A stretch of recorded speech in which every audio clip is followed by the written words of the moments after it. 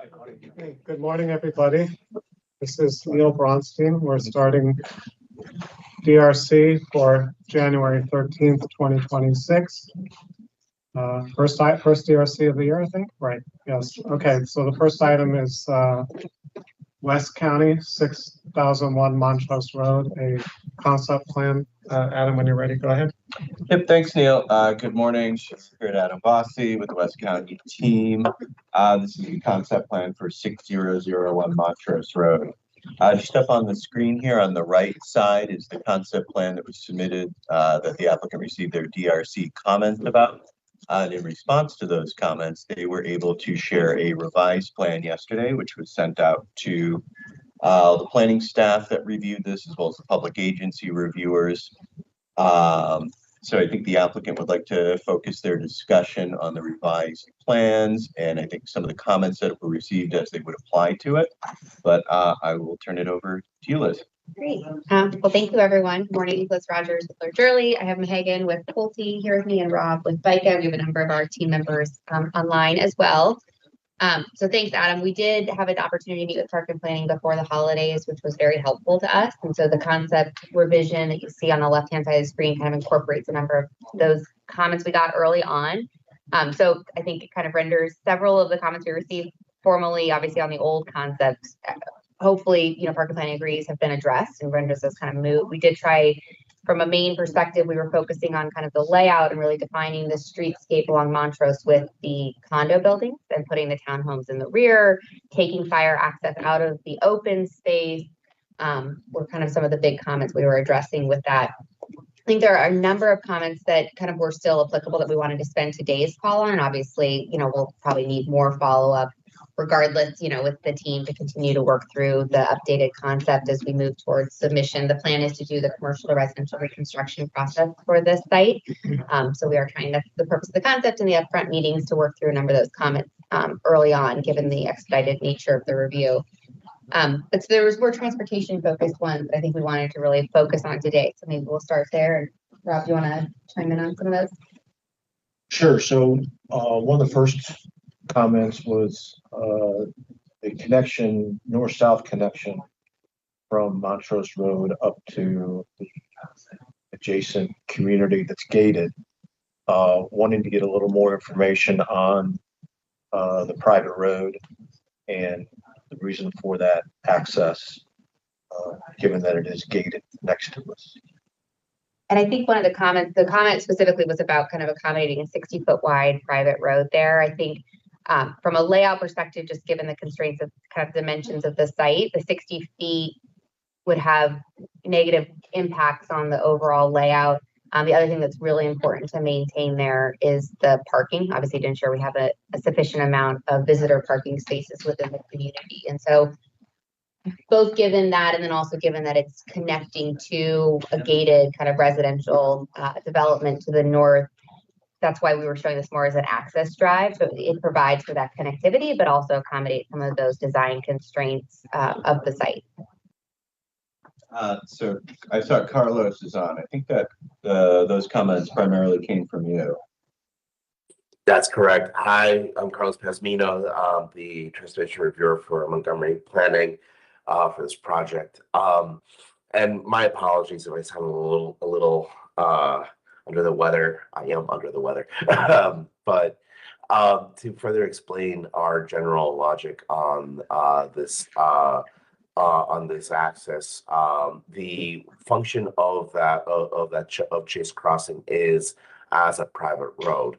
The 60-foot right-of-way is typically what we request for private roads on residential connections.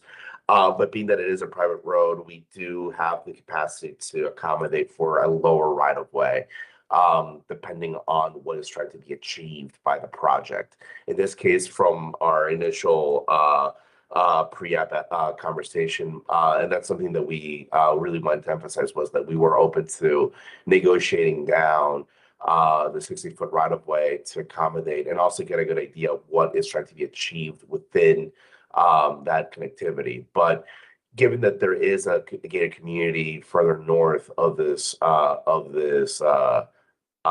of this project, this service, this private road still functions as a private road access. There is still fire access that goes through that gated community that this private road, serves to function, and it still needs to be accommodated as a private road for basic functionality. That being said, and again, just to kind of reiterate, the for what we are trying to achieve here is to provide access to have both pedestrian access, but also to accommodate the maximum amount of housing that can be achieved in the lot. And I think we can achieve those two items if we just discuss the appropriate right of way for the north-south connectivity. But where we will land here is that that Chase Crossing should remain as a private road, just given the amount of actual functionality that it creates between that north-south community, but also potentially this community as well. Also, Richard Bruckheimer can also break down a little bit more about what we're actively to achieve too, or kind of go the elements of the circulation. Yeah, the only thing I would notice, we're also just trying to set up a gridded network. We know that the property to the north is probably unlikely to redevelop in the near future, but there is a possibility of actually creating a connection all the way north to another street. So that's part of the reason. Okay, and so, I mean, that's helpful to hear that there's flexibility, obviously, on the width to accommodate this. The headed parking. I will say that the county code has specific language for private roads, and you need to follow those step by step and address each of those points. When you modify the road section, just as you modify a public road, you have to provide a justification on reasoning of why you want to reduce the right of way. And there's like 4 items in there, so you have to address those items. Are these the 2 concepts that So the one on the left is kind of our updated one addressing a number of park and planning comments that were made. Right. So part of the problem, you got that parallel parking there, perpendicular parking, which you need to read the code for and see when it's allowed. My concern is that it's actually very close to the intersection and it creates more problems than it helps because people will be backing out and all of a sudden somebody's turning into the site. So you need to give at least 150 feet before you have any kind of parking. Private roads need to be on their own lot. And we don't allow more than 4 lots on a private driveway or access aisle or whatever you want to call it. So that's why it needs to be a private road. Yeah. Sorry. Echo a little bit more on the parking. I think we'd be open to exploring like parallel on-street parking as a private road, but yeah, head-in parking on a street will not work. Yeah, and also to circle into on that, closer to the private entry for the community, that corner exit point needs to be at least have accommodated 20-foot radius for fire and access as well.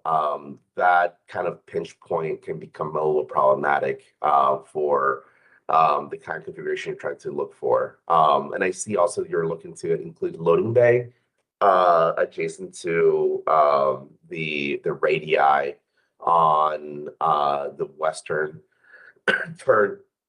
That could also be a little problematic.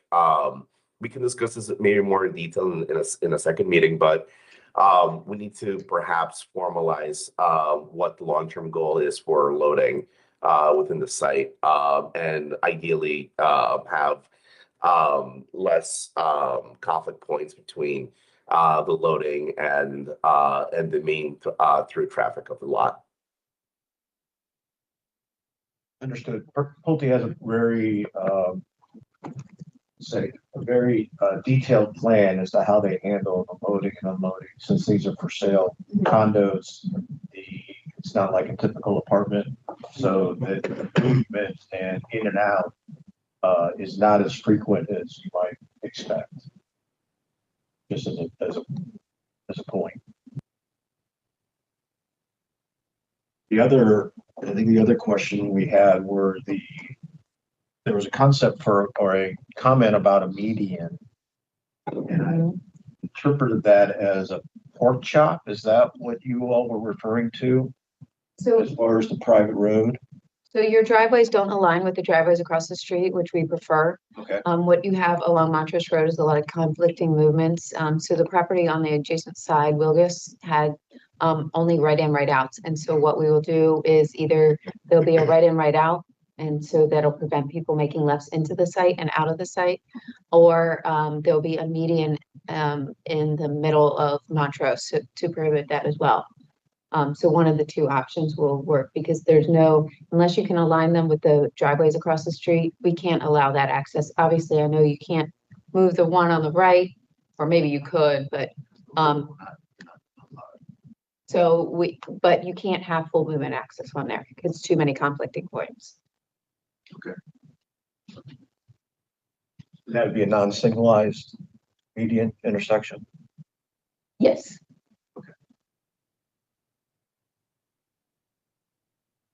So about the piece. Yeah, so we noticed looking at the approved Wilgus cross section. The first phase, there's an 88-foot right of way that was approved that showed a 5-foot PUE on the Wilgus side. We're requesting if we could have that same 5-foot PUE on our side. So that's up to the utility companies. You need to provide a utility layout plan, at least for us to review. Mhm. But the utilities have to make that decision. Usually they have a 5-foot on one side and they have a 5-foot on the other side. I'm not sure exactly what goes on with Wilgus, but that's usually how it works. You have 5 on each side of the roadway. And, Okay.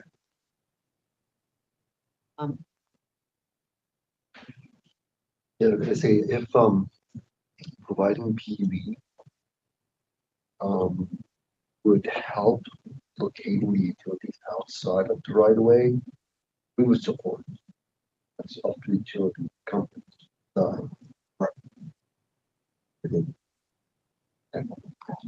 So as we prepare our conditions, it sounds like we could, since it's up to the utilities, we usually put in the standard 10-foot PUE. I would think that if we want to put 5-foot, that it's contingent on whether the utility companies support that or not. and But our default is usually 10, but we have gone down to 5 yet. Mine is 2, which is why the layout was that way. And then I looked at the cross section across the street and said, oh, and so that's why I wanted to ask that. but you have to look at all of their layout, their utilities and know where they're going. So they might have some utilities in the roadway or something else. They might do it differently. Phase 2, so yeah, the one that's currently under construction.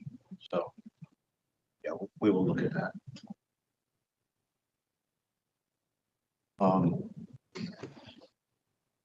Trying to think, it was, I think Adam, we were just talking about the Access on the the Montrose. access on the Montrose, limiting the amount of access and the comment regarding that. Rebecca, that came from Brenda about Yeah. looking to potentially eliminate the western access. Yeah, Point. so we would prefer if you align your driveways across the street with the property across the street. If you can't do that, then we're going to start limiting access. I don't know, what's the zoning ordinance has so many access points per 100 feet, 300 feet? 300 feet. So it's what, 2 per 300 feet? Yes. So I don't know how many feet you have along there, but if you can't reduce the number of access points, then like I said, it will be, the movements into the site will be restricted. And so basically you're going to have 2 right in, right outs. And that's it. Hi, excuse me, David DeMarco with Pulte. I just want some clarification on that. Like today, there's 3 access points and they have full access. We're generating less trips, but you're saying because we don't align directly with the access points across the street, we have to have some type of pork chop there, limiting it to right in, right out? Yes. And actually, the one on the right, there is no space for anybody to, if you're making a left into the site, there's no space. They're going to sit in the travel lane because of the road narrowing. So if you look at that, so you need to, the issue is that we're trying to, as the properties come in, we try to fix the roadway to make it better than what it is. And so you've got numerous driveways across the street, or access points or whatever, and Wilgus didn't align them with anything on the other side of the street, so they have right in, right outs. And so that's because if you can't align them with across the street, then I can't grant you access because you have people turning in front of you and you have no idea which way they're gonna go. And it just creates too many conflict points. And so when a property comes in, we try to fix it and make it better. In the adjacent property behind us, they'll just have to live with that same restriction that hasn't existed today. Yes. Because we build to today's standards. Unless we have the median, non-signalized median, and we don't need the right in, right out. And would we, Well, no, What you would, median it ratio would access- eliminate you from it would eliminate people from making a left into the site or a left out of the site. Rebecca, just to make sure I'm clear, what you're saying, and obviously we need to look at this further, is if we can't align it with the driveways across the street right now. Yeah, it needs to either be the median in the middle of Montrose so that it prohibits a left turn, or pork chop on our access to prohibit the left turns. Yeah. There's way too many driveways along Montrose. So as the project properties redevelop, we try to make it so that it works better. And the one that's on the western side of the site, There's is nothing, there like because that one is pretty offset from kind of the access point that Wilkes has? I mean, is there any opportunity for that one to be full movement? potentially, you'd have to give us the distance and then you'd have to do some kind of operational study to show us that it works. Okay. Queuing, what are we looking for? Loading your space for, And the Where gaps as well. Hmm. Gaps as well. Make gaps. the tones. Okay, so you just need additional analysis to be able, okay. The one on the right is more, you can see there that that's not even a full lane, full turn lane into. So, and that one's too close to the other intersection. It shows the distance between intersections.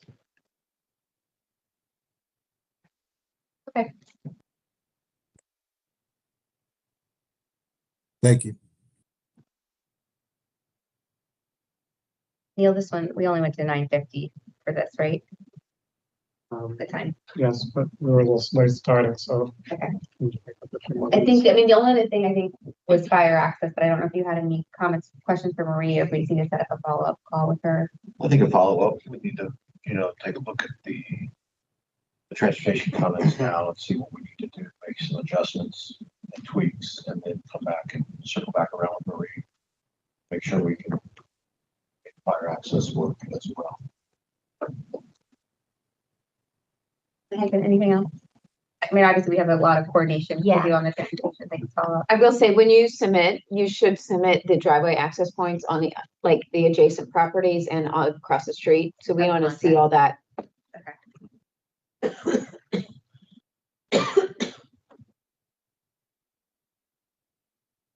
You have dimensions of that. Okay. I think next steps are what meetings with planning. Yeah, so traffic, Adam, and we'll fire. reach out to you in terms of kind of coordinating some of those, but some I think might be best with interagency. Yes, Type please. discussion. Yeah, Yeah. please reach out to me. I'm happy to help coordinate all that. We definitely want to keep you moving. And all the communications with everybody. If you could just copy me, especially where you're going to try to move forward with an expedited approval plan, that just helps keep, us coordinated as well. Right. Cool. Awesome. All right, looking forward to keeping this one moving forward. You have a lovely project. Yeah, thank you for all your comments. We appreciate it. Yeah, this was helpful. Thank you very much. Thank you, everyone.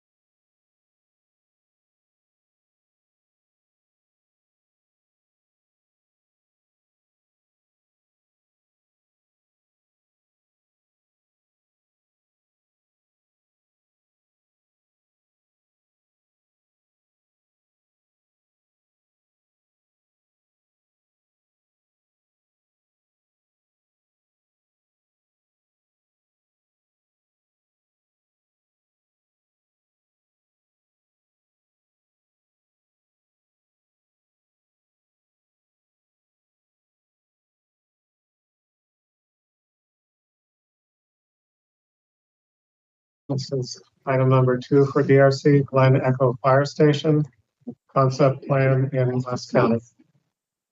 Adam, are you ready? Yep. Good morning. Thanks, Neil. And Adam, just for the record, Adam Bossi with the West County Planning Team.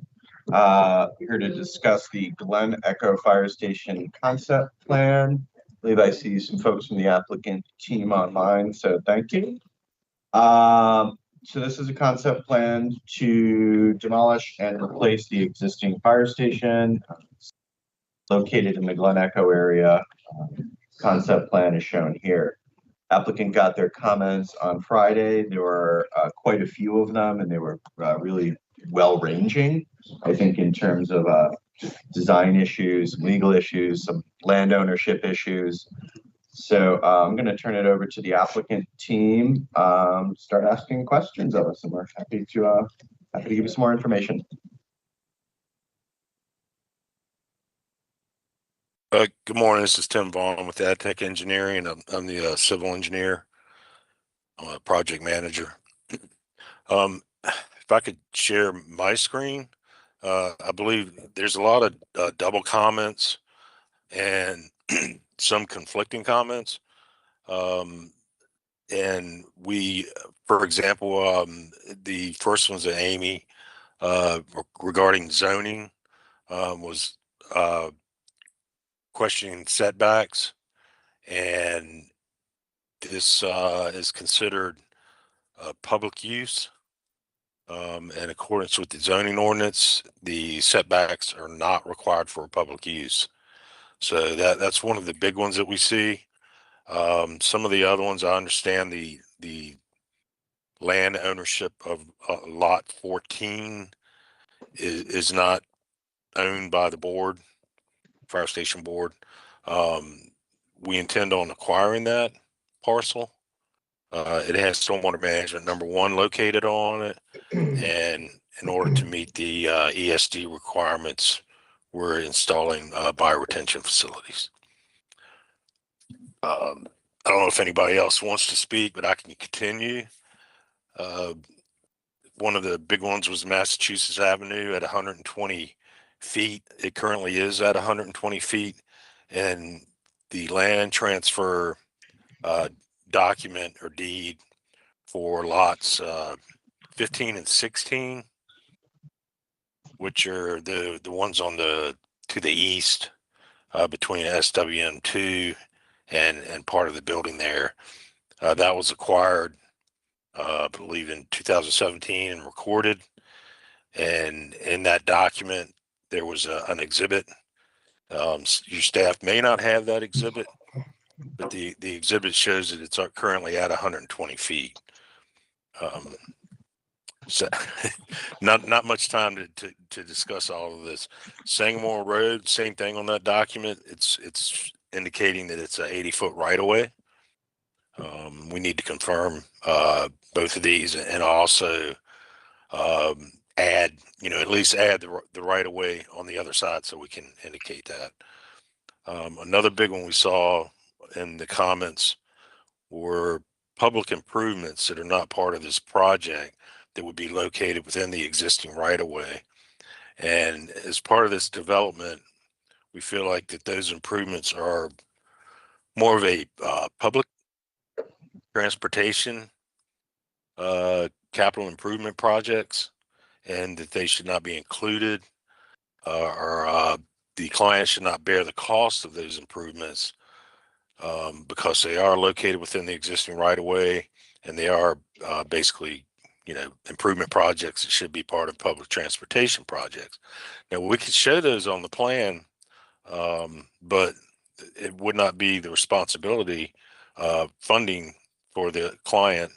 And Bill Dunn's here. He's on the board, and there's one. It's an 11-foot trail that would be on Massachusetts Avenue, I believe, with a 6-foot buffer.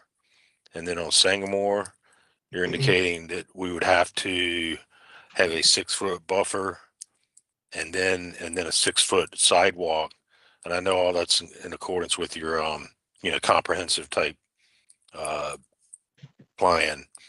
And the ones on Sangamore would require relocation of the electric. I believe there's at least three poles, electric poles, and would bear a very expensive cost for the client as well.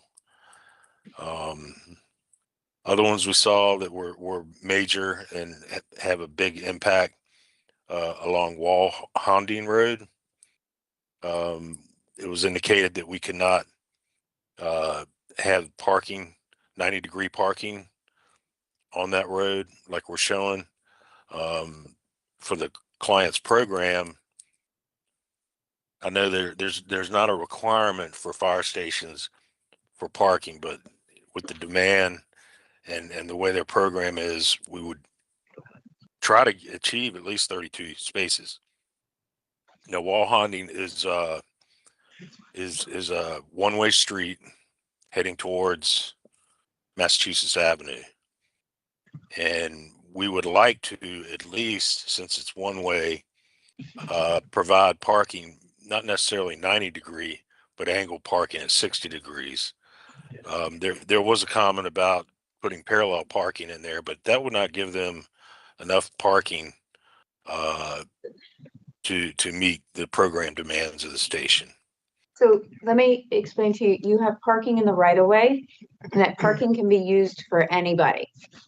That is not going to be dedicated for your parking. Understood, but I don't believe that, that it's all residential. It's not like there's an office park across the street. And that wouldn't be an issue for the department if that parking is also used by the public. They'll have their dedicated parking lot on the site, and then this is for surplus parking for them as well, especially at shift change when there's a lot of vehicles on site and some of their like board meetings and things like that. Did you look to complete, how did you determine that you could put perpendicular parking on the street? We were just showing and reproducing what the demand requires. Right, so you need to look at the code requirements and when they allow perpendicular parking. And we have not allowed perpendicular parking. And it would be a concern to add it here. So you need to provide justification or look at the code requirements for when they allow perpendicular parking. So my name is Bill Dunn. I'm the fire chief of the fire department. And if I can just clarify, the existing parking lot that is on the current lot has 17 spaces, and the proposed design has an increase to 32.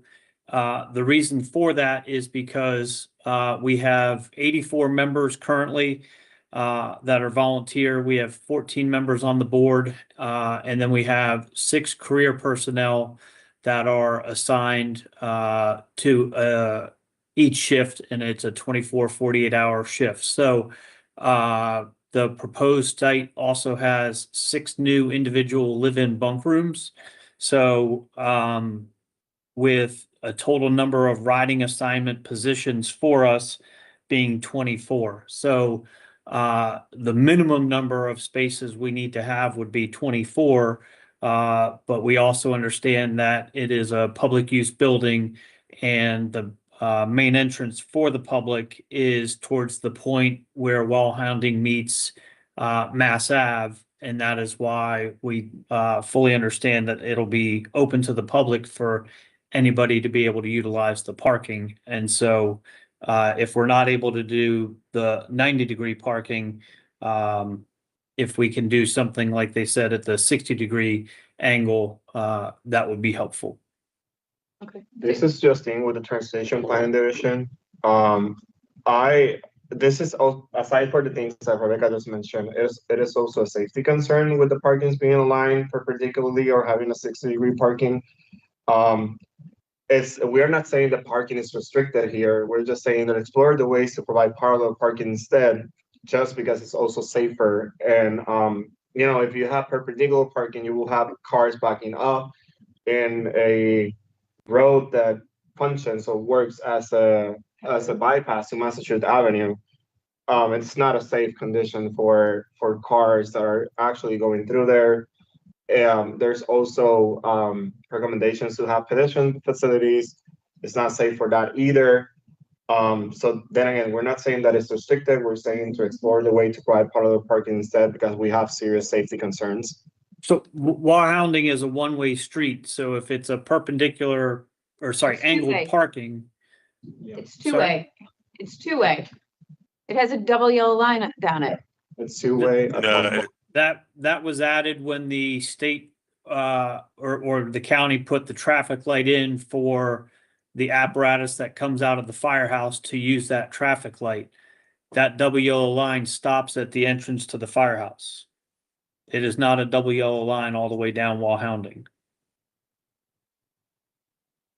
Well, you need to provide it, you need to look at the code requirements for when we allow perpendicular parking and provide that information, and we can take a look at it and analyze it. But perpendicular or angled? Angled or perpendicular. Both are treated the same. Yeah, I think I don't know what I'd have to look at it. I haven't looked at it.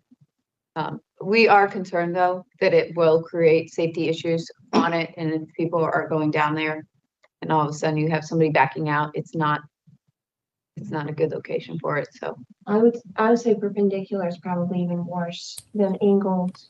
Angled, you're backing into the lane, whereas Yeah. perpendicular, I think it's a lot more dangerous. Yeah. So if you want, there's Complete Streets has perpendicular parking spaces. We'll consider it. We at this time though, we generally don't allow them. And Okay. this is Richard Brockmeyer, Transportation Planning Supervisor. Going back to those frontage improvements, those are standard. Like that is something we'd ask for any development to conform with the master plan and with Complete Streets design guidelines. Including like MCPS, any project that goes through mandatory referral, we ask for these improvements. Amy has her hand up. Hi, this is Amy Zhou with DPS zoning regarding setback. The property is zoned R60. I understand this is a public use and eventually will go through mandatory referral process. For those kind of application, we cannot really force you to meet our setback requirement, but if you list the requirement in R60 zone, you should list what is required by the code. You can say, okay, I'm public use, I'm proposing 0 setback. That's fine. We cannot force you to meet the 25 feet. But when you list R60 zone standard, please list what is required by the code. Thank you. okay, yeah, Amy, we'll revise the concept narrative to include that and explain that the public use and mandatory referral process does not warrant them to strictly adhere to the 25-foot building setbacks. Thank you. Thank you.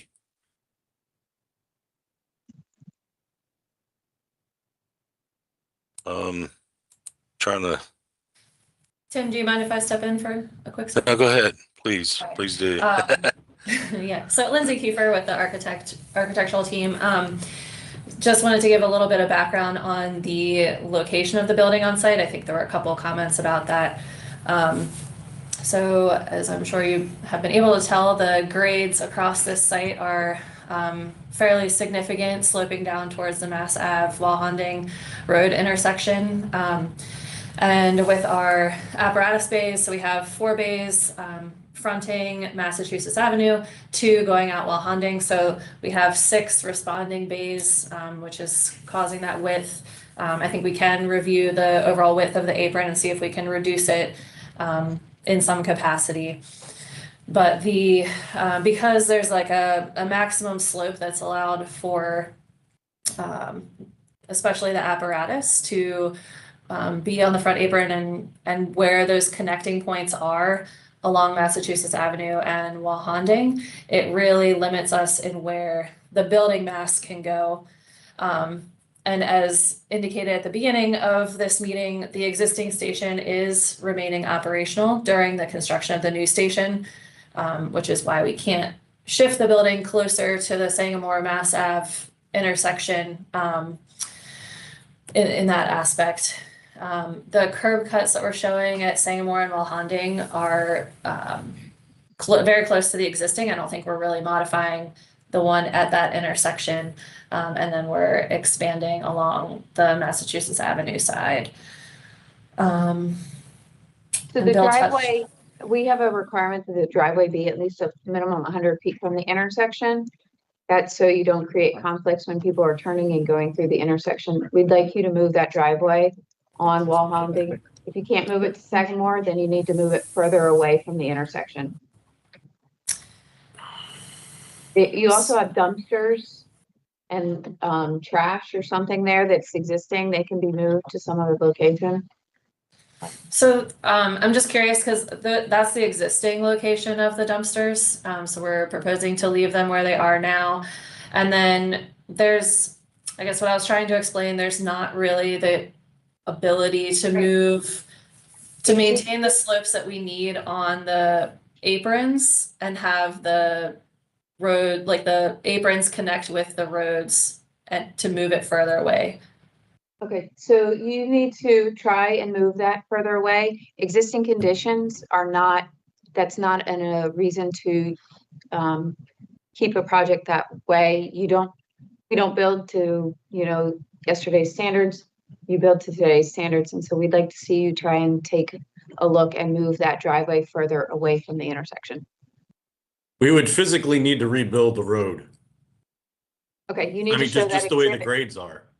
And please show an exhibit of that. But until, we need to see why. And we don't see that at this point with the information you provided. We can provide that. We did, yeah, we've been working with the department for probably close to a decade and have done several site studies with them. So we should be able to send that information over. Is that something that you would like before the next review, official review? Yeah. We can send that. Can I jump in? This is Tyler Mile, Urban Design, about the building mass and the phasing. So one of our comments was one of the ones about moving the building closer to the intersection of Sangamore and Massachusetts Avenue. And I was just wondering, and our comment was basically based on the fact of being such a prominent corner with those two roads from public access perspective. And we were also made a comment about potentially utilizing the grade change for the parking to maybe alleviate to the parking. And I understand the constraints with keeping the building operational and going forward. But could you elaborate a bit more about what the phasing, how the phasing is going to work in terms of what parts are going to be kept and not at each time? For sure. So the existing station will actually have a portion of it demolished. That's step one. And that's so we can have our building closer to where it is sited now because the grades get so steep the further you go towards the point of the triangle. So then the new building will be constructed about 10 feet away from or so from the existing station while it maintains operation onto Walhanding. And then once the new station is almost complete with the exception of the fourth bay, which is the mass that you see closest to the parking lot. The station will move in exactly that area. The station will move into the new station. The existing station will be demolished, and then that fourth bay will be built along with the parking lot, and the remaining site work will be completed. So it's definitely a phased construction to get them all of their operational needs in the new building. They're able to move in and evacuate the old building for it to be demolished, and then the rest of the building will be constructed, the smaller portion. Does that make sense? I think so. So the first, so like the southeast corner of this proposed plan, which is the not the bays, but the other like public facing portions of it, is that what's being built first in the phasing? Yes. So only the part where the mouse was previously, like that rectangle, closest to the parking lot, is the only part of the building that's not being constructed in the first phase. Exactly. That area right there.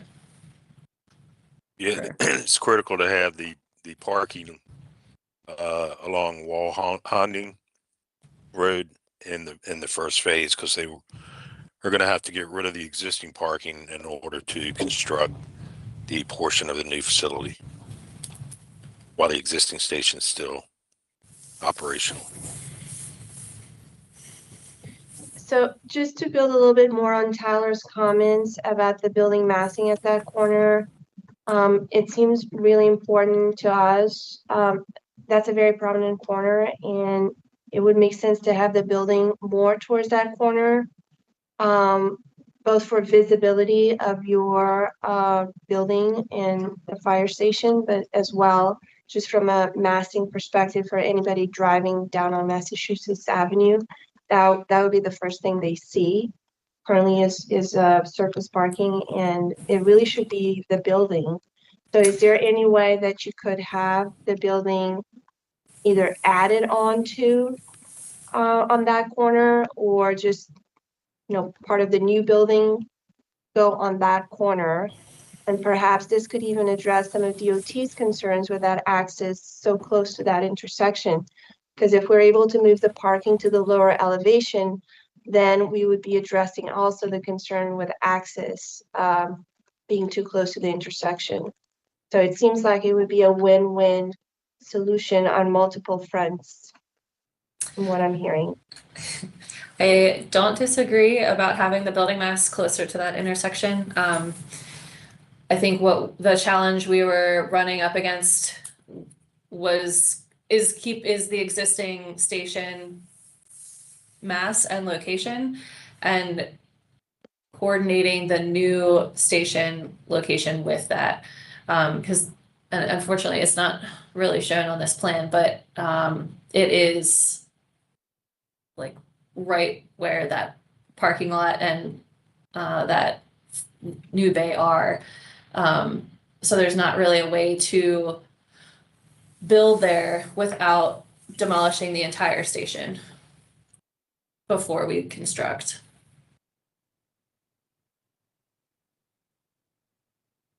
Well, could you build could you flip the order of the construction and have the addition built like to the south, but still, and then go back to the original piece and add to it, or make it bigger, or make it different? It just seems like currently the location of the station is really where it needs to be. And we are giving up that most prominent corner to have parking now as a replacement. And it doesn't seem to have the same value as you currently have on the property. If I can step in, that parking lot will actually have a, I believe there's a retaining wall along Sangamore. And then we can also add landscaping to shelter some of that. But again, the phasing of the station is we have to continue operations, and the operational portion of the station is in the area that you're referring to. So there's not a temporary facility or land available anywhere around us where we can build a temporary site to do this all at one time. So we're not able to knock down the part of the station where we're going to be operating out of while the new station is built, unfortunately. And knowing that concern, I think there are some things we can do to the elevations of the building to address that as a primary corner. We have some banding that we're doing on the brick, and some windows and insets, some decorative brickwork that I think will help dress up that corner and not have it seem like the back of a building.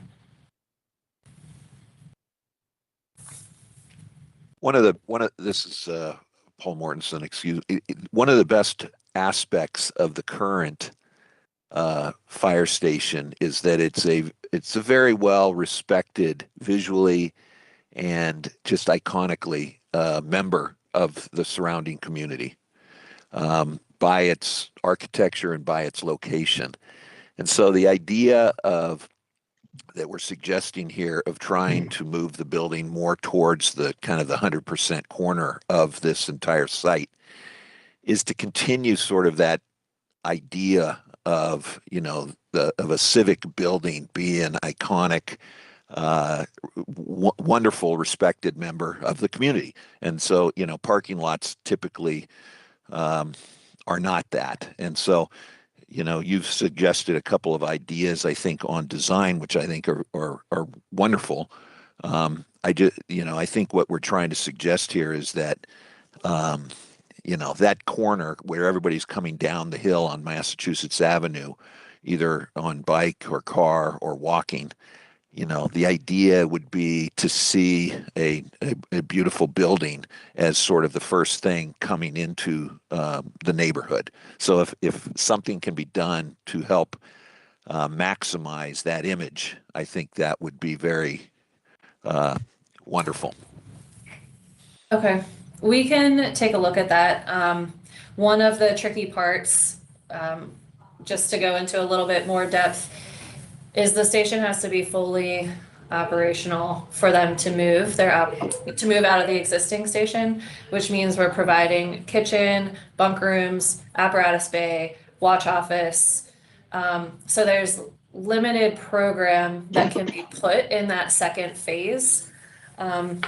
We can certainly go back and have a discussion with the department and see if there's anything we can do to any program we can maybe move into a second phase, you know, to put on that side. But based on our discussions thus far, I don't know how possible that will be based on what we've discussed thus far, but we can certainly have a discussion about it. Ron, thank you for your comments and questions. I just want to point out we are at time. Tim, Bill, and company, please feel free to follow up with me. And I'm happy to help get you in touch with the other reviewers as well to continue to work through some of these questions and comments. We want to set you up for success here. One last item that I did want to point out is at the other end of the site, and this is more of a comment for Tim to follow up on.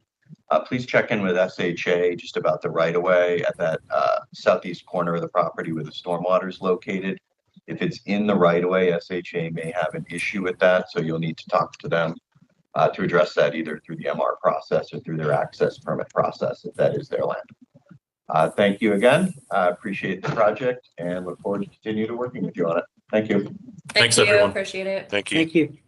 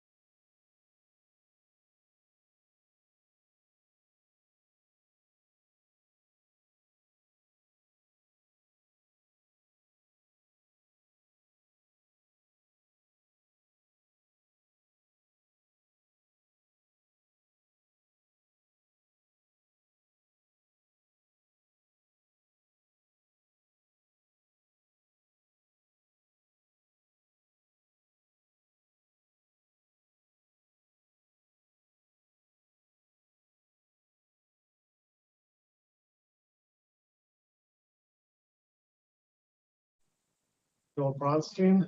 This is item 3 for DRC today. Sonina Properties, Apartments, Administrative Subdivision Plan and Forest Conservation Plan in East County. Good morning, everyone. Mika Graham with East County. We just wanted to say we really appreciate all the efforts that have gone into the submission. We know that we had a number of things to address from the sketch plan, and we do see progress with this particular iteration, and we appreciate what you've been doing so far. We also want to thank you for the supplemental drawings that you sent through email. We did take a look at those. Thank you. We'll make sure that they get uploaded into e-plans. We really wanted to leave your team with as much time as possible to talk about the issues that you have. But I just wanted to touch on two, I think, topics for us. It's the transportation. It probably overlaps with what you want to talk about as well. The transportation.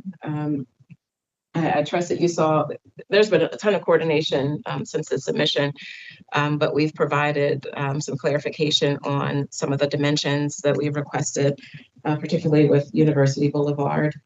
We generally need to see the rest of the frontages updated with the dimensions and uploaded into e-plans. Another item that's come up is with the internal loading. So that was an issue that we said that we would hash out after sketch plan. And we do appreciate the revisions that you made with this one and moving it further down to the south. What several of the divisions have flagged as potentially moving the loading area further south or east, primarily getting it away from the open space or making it share with the internal access to the garage. And the other issue that we also wanted to talk about is with the internal circulation and just the truck movement. So you've seen all the comments there, but we just wanted to flag those things. A potential solution there would be widening this island that you have here to make a little bit more room for the trucks to move. And then the other issue that I wanted to put a point in at this meeting is with the screening. We do appreciate the screening that was provided along the south side of the property. But we do believe that screening is required along the eastern side where the property is still in the R60 zone and it's also an institutional use. We provided the sections, code sections that can guide the implementation of that screening. And then we also talked a little bit about the screening along Forreston Street because there's also residential to the north of the site. So those are really between the transportation and the screening. We also just put a comment about general landscaping along all the frontages, including Carroll Avenue as well. So I will just leave it there. Like I said, I just want to make sure that we have enough, room for you to ask your questions and we can provide as much clarification as possible. And we will set up a meeting to coordinate because we know this is probably not going to be enough time. So that's on our radar to do. So we'll have some correspondence there to set up a follow-up meeting. Okay, well, my name is Jody Klein. I'm the attorney for the project. You won't hear me speak again after this, but fortunately, notwithstanding the fact there were 61 comments in the DRC comment list, we had boiled our questions down to 3, and you had actually picked them all up in your comments. Fortunately, the email fleets of emails that came in over the last couple of days, as you pointed out correctly, gave us the dimensional information on the frontage issues. But Printem still had a concern about one part of that. I'm going to ask him to explain where that is. And I guess I'll just call it the Carroll Avenue frontage. Thank you. I think the key issue was that we are showing the widening in the revised plan, which I already emailed it to you. And with our understanding based on the dimension, 1 foot widening is okay. There's no inlet, as I mentioned to you. But if you need 2 feet widening, we'll make 2 feet widening. So that plan was ready to be submitted and it was updated. So as we don't see any other issue because of the 8 foot sidewalk is still shown. The bike lane is still shown as mentioned in the University Boulevard's typical section. We did have all the sections. One of the comment was the add Glenville section. We'll add the Glenville section. The dedication is there. We're not widening Glenville. Sidewalk is being shown. Entrance has already been coordinated.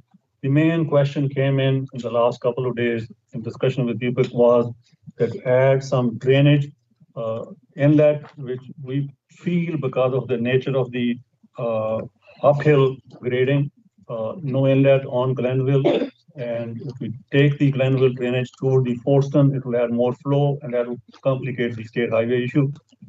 We don't have any detention to provide. So our suggestion to you was that can we take the sidewalk so it won't drain into the Glenville. We had sent you the revised location. We probably have another meeting with you. And can we add the area drain and drain about half of the entrance towards our site, which we can manage without detention. But if you prefer, and there's no other way that any minor increase, which is less than 0.1 or 0.2 CFS, is not going to manage anything differently the way we see it. In the sketch plan, that was not a comment. So we felt that that's new comment, and I thought we'll take care of that. Yeah, So sketch plan does not address the storm drain issues. The drainage Understood. issues are not addressed at the sketch plan level. So the drainage issue, as you mentioned, you forwarded me. I need to look at that. I didn't get a chance to look at it. So I need to know what the increases is from the existing conditions. That's the first thing I need to see. I will send you that. Once I review it, I'll get in touch with you. It's very, very low. That's something I need to look at. The bigger challenge we saw is the loading. We met last time with Adam and the transportation planner at that time as well. The main issue was that is it possible to pull up on the screen something that's maybe rendered so we get a little bit better? I sent you a new rendering as well. What's going on in the core? You had the old one and you have the new one. I could pull up the latest that you emailed. Is that? Yeah, that's just a new one. This one? Yeah. The color. Right.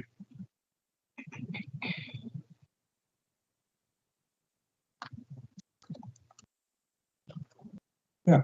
You will see that the loading was not there in the sketch plan.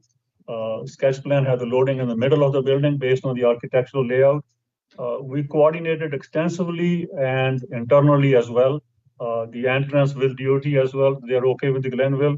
And we felt that the loading on the right side will provide more green area continuous. That was the main comment. And the loading circulation, we widened the aisle. Minimum required is 20 feet. Our dimension shows 31 feet. We did that strictly for truck circulation only. The truck is not going ahead anything beyond the loading area on the south side. It's just a turnaround. So we felt that that's the right location, and the entire plan, the stormwater management, microbiome, all the drainage, all the profiles, all the calculation was redone. So we feel, and I'll ask Eric to even add his thinking that the garage is not a suitable location. Any change at this time will affect the landscaping, the grading, the drainage, the stormwater, the whole plan will have to be redone. So we feel that this should be the location. We can easily coordinate with transportation planning if additional widening of the 24 feet. Keep in mind the minimum is 20 feet, we're providing 24 feet. We felt that we might need more buffer on that side as well. The buffer shown is what we thought Colleen or David Post agreed with the buffer on the perimeter. But more buffer is needed, that would be another problem. If we have to move 1 or 2 or 3 spaces, whatever, we'll be glad to do that as well. But Eric, please go ahead and see if you think that garage or any other location for the loading would be appropriate. Yeah, so my perspective on that is that, as Prithia mentioned, we'd already made some significant changes to try to accommodate concerns about the loading area. If you look at the garage entrance is on the south side, and the radiuses that are required are requested that we have shown where it's currently envisioned, we could not really accommodate those on the south. Another thing is that given the height of the building, the maximum height limit, we would actually lose a floor because to have the truck inside the building, because whereas for a car garage, you're talking about maybe like 8 foot 2 inches or something. you'd have to go up to 14 feet to get the required clearance for the trucks inside the building. Another problem is that the truck itself is 30 feet, and then you have the loading platform, which is another 10 feet or so. If that's inside the building is only 60 feet deep, and there's a corridor in the middle of that. The projection into the building would then be a significant encumbrance on the ability to have the, the circulation where it needed to be in order to accommodate the apartment. So the incredible loss of apartments, right now, this is going to be a wood on podium structure. My business is mostly apartment buildings, and in the last couple of years, you haven't seen a lot of apartment buildings being started. And the reason for that is the construction costs are going up. And that continues to be a problem because of, tariffs on steel and aluminum, and then, problems with the labor market. So we're trying to have a vision about the economics of the building, which are, very negatively impacted by having a significant loss in number of apartments and then having to build much higher space that is difficult to accommodate. And the parking location cannot be easily moved because in order to get under the building, it's very necessary for us to approach the building for the parking, for the vehicles on the lowest point of the site so that they can get in there. So we don't really have a choice about where the parking entrance can be located. This is a very complicated site because of the fact that, you have the two major streets at an intersection and the restrictions that put on our development and how you circulate through the site. So what we're showing now is kind of a result of an incredible amount of study that we did to try to come up with a viable solution that solves all the various problems. Again, hopefully that will answer some of the question that we are not in a position with a dramatic change to the building to put the truck inside the garage. So we're planning, and I think everybody agrees that would be the right way to go, leave the truck just outside. And we will work on that. And I have looked at the DRC comments. If that's okay with you, I can go to the item which are more critical and not mentioned. Before you leave that, why don't you use this as a segue to the comment about the internal circulation of the island? It puts us in that area. We thought that the green area and the siting of the green area was the issue when we put that loading in the middle. We felt that was a better location, so there'd be green area on both sides. But I think we changed that, and now all the seating, all the recreation area, and the handicap is all properly planned the way we see it. So we leave it there unless you want to add any more to it. Ms. Graham, what was the island you were referring to, maybe tinkering with it for circulation purposes? Hi. Hi, this is Carlos Pasmino, the transportation planning reviewer for Montgomery Planning. The island in question is the one that Tamika is hovering over with her mouse by the access drive.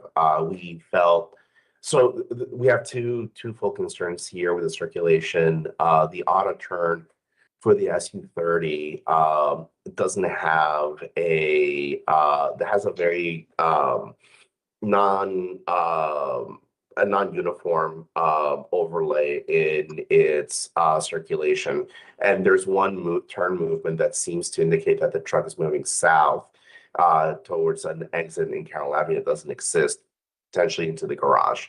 So we felt internally that it was likely an error or an incomplete turn. So that could be an edit that could be modified, or if you can separate those two overlays to display an exit movement and an entry movement, that could also satisfy that concern. Our second issue is with how tight the actual turns are internally. So there is 31 feet in distance between the right of way for the truck maneuverability and the parking, but it's still fairly tight considering the wide amount of turn that you have coming out of the loading zone. So our recommendation is twofold. One is to set up a loading management plan to schedule effective queuing for potential SU30 like move-ins or deliveries, etc. That way we can mitigate any potential collisions with the internal parking. But secondly, we could maybe widen that that green island by the access drive. Maybe have a 2-space reduction. That way, the only conflict that can come out if there's a truck pulling out of the loading zone is a hardening rather than an actual car that is just that's parked there. It's more of a condition. Excuse me. It's more of a condition to ensure that there's a room to mitigate for human error and potential private property damage, and also any potential collisions within that area, given how tight that effective right of way is, and also how tight that southern leg of the pinch point of the driving aisle is. Thank you for your comment, and I think if it was okay to meet with you, and we could lose 2 parking, which you're saying on the westerly side, handicap stays there, and that would be a good thing to really check with you. We can come back next week or whatever time is. I think we want to bring a new plan, show the auto turn and show what it looks like. Perfect. I think we talked to you already, and we can bring that. Also, I've already talked to Dr. Cello about creating a loading management plan, and we would like to do that. Great, thank you. Okay, Phenomenal. Thank you. Our bigger challenge is primarily we don't have stormwater management concept approval. We have a plan filed, but the DPS has said that they normally, in this case, will wait for MCDOT and wait for SHA. So the bigger challenge is to see how we can get the MDSHA, not approval for a permit, not approval for a plan, the support that the stormwater management concept concurrence is okay as shown. Keep in mind that the entire project does not have any stormwater management under existing conditions. So we are providing the entire stormwater management using green roof microbiome and managing it on site more than the 1-inch target volume, which is under redevelopment. We could have done more, but the permeable payment did not allow us to do so. And we think we're on the right track, but if it needs to be done more, we just want to make sure the state highway and DOT can agree. Just a concurrence that the plan can go to the next step. If we cannot get the stormwater management concept approval by submitting the revised plan back to the MCDPS, the whole project will stay on hold. We can't even file the expedited plan because that requires the approval for the stormwater management concept. Here's what I recommend you do. I think because we've run into this a little bit before, and I appreciate your patience. Please file for your C to RR number. So you request it with apply, and then once you have that number, you can respond to Mark and explain that this is part of an expedited review plan, and that will give him some insight as to that he needs to prioritize this and that there are going to be other approvals down the way. So I think that's probably your best bet to get Mark to move forward, and then you've also highlighted it for Deepak, and when Quasi's back in town, we'll make sure he's also aware. So I think we can get everybody on the same page. That'd be very helpful. I think DPS wants the storm drain to be approved by DOT. As I said, the outstanding issue is that Glenville Road one, which we can work once. I know you sent me the plan, but I didn't get a chance to look at it. Yeah, we have the option to add the area drain, and we'll talk about that, having a separate, discussion with you on that. I really appreciate it. Yeah, this is Mark Etheridge real quick. Let me just clarify what we're actually asking for, as we always need to have for stormwater concepts: adequate capacity verification in the receiving system. That's all we're looking for. It's got nothing to do with stormwater management. It's adequate receiving capacity in the existing system for the development. I think we have that. I know we have that, but they have not responded to it. Well, for everybody's sake, this is what we're asking for DOT, for SHA, for everybody. This is nothing new, nothing new. We need to know that there's adequate capacity in the receiving system so there's conveyance. That's really all we're looking for. Okay. I'm going to skip the WSSC comment because we want to talk to them. I want to mention to you, it's not maybe clear that we have asked for the 10-foot PUE waiver along University Boulevard. That waiver has already been secured most of the time, but I'm not sure Dr. Chawla can advise me. And once we get the waiver, we'll go back to WSSC and have a meter issue. Most of the time, meters in such a building would be inside, but they have made a new criteria of the meter to be outside the building. We're trying to resolve that separately with WSSC, but I thought I'd bring that to you as well. Yeah, PUEs are for dry utilities, not wet utilities. WSSC has their own utility easement. So a PUE is not for WSSC. So what you said was not correct. So WSSC has their own easements. Yeah, I understand. Okay. So we're going there to have coordination with them. Right, but you mentioned PUE and WSSC. No, I said the PUE, we don't want it, and we are trying to get a waiver for that. Right, but that's not WSSC. No, I understand. I'm saying we may have room to provide the meter outside. If we don't have the room, meter will be inside. That's what I mentioned. Yeah. I didn't mention WSSC. PUE is not for WSSC, Yes. and they don't grant waivers for PUEs. No, So we can Rebecca, ask what for he's that. saying is that if we can get a waiver for the PUE, so it's not needed, there's space available for the WSSC easement in that space. Is that accurate? That's what I meant. I'm not But we asking don't do that. WSSC. Okay. WSSC has their own easement, it's not in the PUE. Oh, right. No, exactly. I think what he's saying is like where we're showing on the plan, there's like a 10-foot PUE, and if we don't need that, that is where. But that is from Pepco and dry utilities. That's what we meant. Yeah, yeah. It's So you not- gotta get, we have to see that they would agree, but usually if it's not a zero lot line setback, we don't really, we want the PUE there. Okay. So what I think I'm hearing you say is we do probably need the PUE and we need to find a different spot for the WSSC easement. Yeah, their meters should not have a problem with our PUE or right away, like they should be on private property. That's where they should be. Okay. That is the intent. If the PUE is not there, it'll be the private property. That's what we are saying in general. But it can't go, their water meter can't go in our right of way or our easements. Agree. And Bruce has mentioned a lot of comments, and we will discuss that. We already had a meeting with him also independently. One of the key issue I've talked to you, Mika, that 10-foot buffer, based on the MCDOT comment regarding the sidewalk to be 1 foot away from the right of way. We have right now between the face of the curb and the sidewalk approximately 8 to about 9.5 feet of buffer. Is 8 feet on the east side, is about 9+ feet on the west side. Having said that, we have on-site buffer as well, which will add the 10-foot buffer.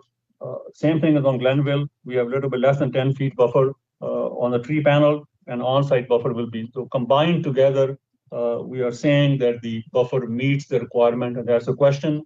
And we want to resolve that through, McCree's, if Colleen is there, she understood that, and she agreed that she will maintain the planting, whatever planting needs to be done in the buffer. Yeah, so the screening is prescribed by the building type, so we would direct you to the table in the code for apartment buildings up to 60 feet.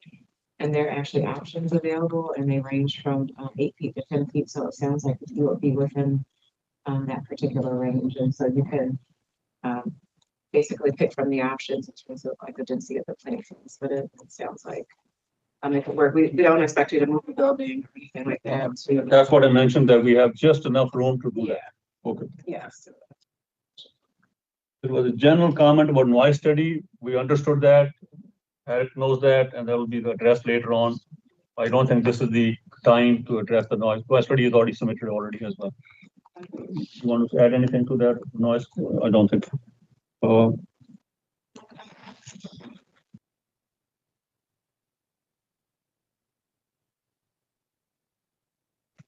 In general, the only meeting we're planning on would be the Montgomery planning for the any loss of parking for the loading or whatever, and with DOT and with WSS. Those are the three, and the state highway.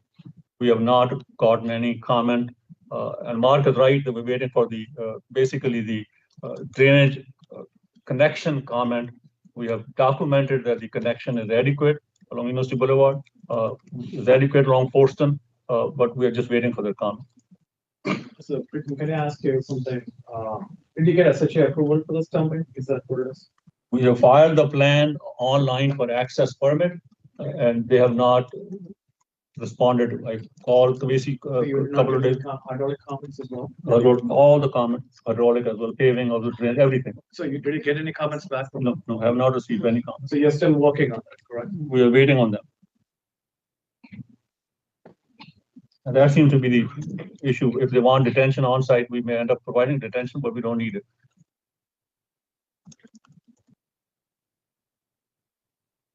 If I may talk about that loading, going back to the loading again. This is Natasha Fahim, urban designer from the Design and Placemaking and Policy Division. So totally understand like the issues that you're raising about accessing into the garage for loading. So if like collectively we decided to leave the loading where it is, we would like to see like elements that you can apply into that loading area to make it a little bit visually interacted into that open space. So we do have some suggestion, maybe using some special paving material for that loading that help like visually defer that into more combining into the open space rather than really only being for the loading. That would be like one suggestion we would like to explore, or kind of like eliminating those 4 parking spots that you have, the parking spaces right next to the playground. So that also help like increasing the open space in that area and keeping that open space more usable for like visitors and the residents of your apartment. So those are some suggestions that we would like to see in the next round if it can be applied. So again, we can meet and discuss that, how much Yeah. parking you want to do. He's already made that suggestion. Okay, perfect. Sounds good. Thank you. We're out of time, but we'll definitely follow up with those items that you just mentioned. Get us a meeting date, we'll all do part 2 of this. Absolutely. So much. Yep. Thank you. Thank you.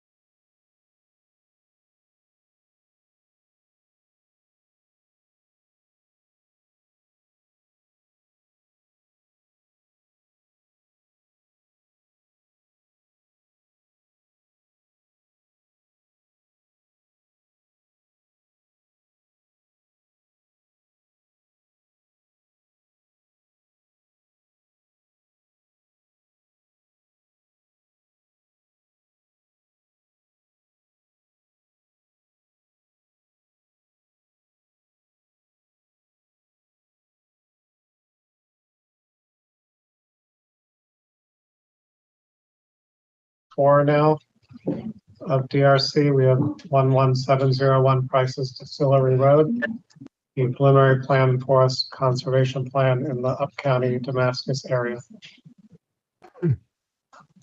Jonathan Casey will be the lead reviewer, so whenever he's ready, I'll take it away. I'm ready. Thank you. As Neil said, Jonathan Casey with Up County. This is Price's Distillery. You have already received our comments, so I think you know the big ticket item here is the TDR easement conflict. The proposed consolidation of 3 parcels. Basically, you can't consolidate those parcels because that would create a lot with a TDR easement, which precludes relative assembly. Also, in doing a little more deed research, it does look like there may be an issue with the TDR, either the TDR easement document or our GIS layer or all of the above. It appears that the TDR easement is actually on this central parcel, not on the one to the right. And just for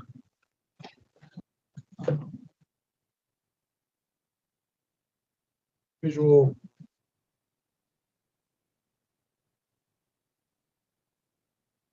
Is it, Jonathan, is that a meets and bounds configuration, or is that sort of a high level?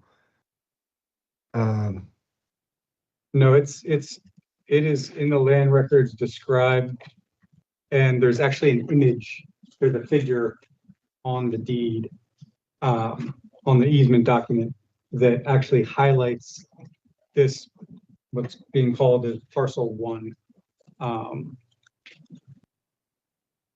So we literally just found it. So I think you're gonna need a little bit more research there. I just tracked the deeds back. If you share that with us, that'd be helpful. I know there's a corrective TDR easement. Yeah, it corrected the number of TDRs that were recorded from 2 to 1, retaining 1 for a single family house, but the same tax map and highlighted parcel is used in both of those documents, the original and the corrected one. So I don't think we're going to solve that issue. Right. That's why I wanted you to share what your findings are, and then we can address that as a separate matter. Okay. So I mean that's my big comment. Obviously, if we want to kind of go around the horn, DOT, would you like to start? Billy Whalen is the reviewer on this project. I'm not sure if he's online. Yes, I'm here. We didn't have many comments. There's, I think it's an existing 8-inch HDPE under the driveway culvert that'll need to be bumped up to at least 15. But you'll have to provide comps for that and size that culvert accordingly. We'll also need site distance, dedication for 35 feet off center line for Price's Distillery, 40 feet off center line for Purdom. You'll have to meet Marie LaBalle's requirements for fire and rescue. That's about it.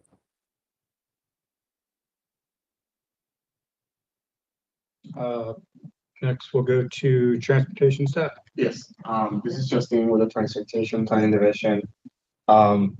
Basically the same comments as Billy. I will add that one of the things that I didn't see illustrated in the plan are the bicycle parking spaces required. You have to provide 12 short-term bicycle parking spaces to illustrate those on the plan, and provide an exhibit of the type of the bicycle parking space that you're providing, and then 3 long-term bicycle parking spaces. as well, provide where those bicycle parking spaces are gonna be located.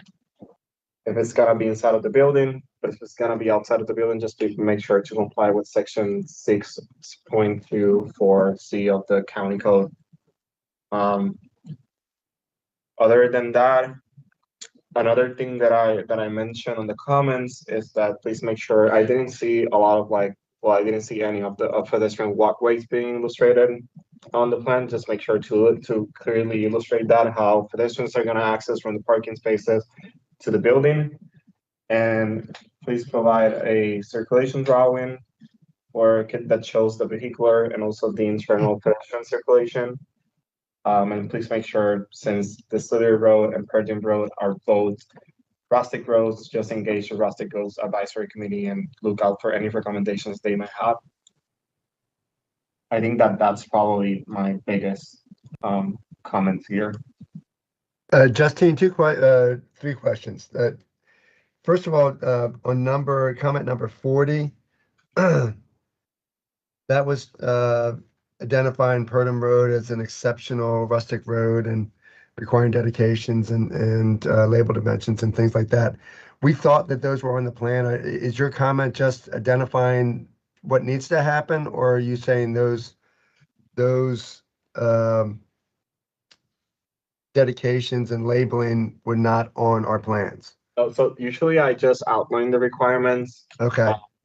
And then in the cross section itself, usually you label this, you outline the street, and then down, below that, you should include that it's an exceptional rustic road and then the right of way. So those are standard comments that I make. Okay. And then I think it was comment 48. We talked about ADA parking spaces. Yeah. Being located at, can we focus in on that, just clarify what it is that you mean? Because that's. So it's the location of the ADA parking. Right now, it seems like it's kind of off to the side, where normally we would like the ADA parking to be, as close to the front entrance as possible, not across a drive aisle. Yeah, it's basically the drive aisle to go in and out of the site. So if you could move those parking spaces like closer to the building, probably when it right at what it says shed to be removed, probably those parking spaces will be more accessible for people that will be using those parking spaces. Or even over here where you've yes, that 11, one, that one. Yeah, 11 spaces, even if it isn't.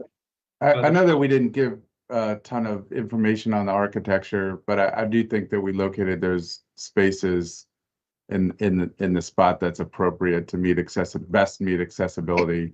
The front door is near that circle, where those 11 spaces are more of a back door. We'll certainly look at making improvements to the location of the ADA spaces as well, though. Thank you. Michael, and I want to mention, I did make the comment that those parking spaces that you located there where the traffic circle is, so those, I do have concerns with those, so basically that's the entrance of the site, not the entrance, but you know what I mean? So people parked on the northern parking lot will be going out or trying to exit the site as cars will try to go to back out and get out of the site as well. So you will probably have a lot of queuing issues, internally.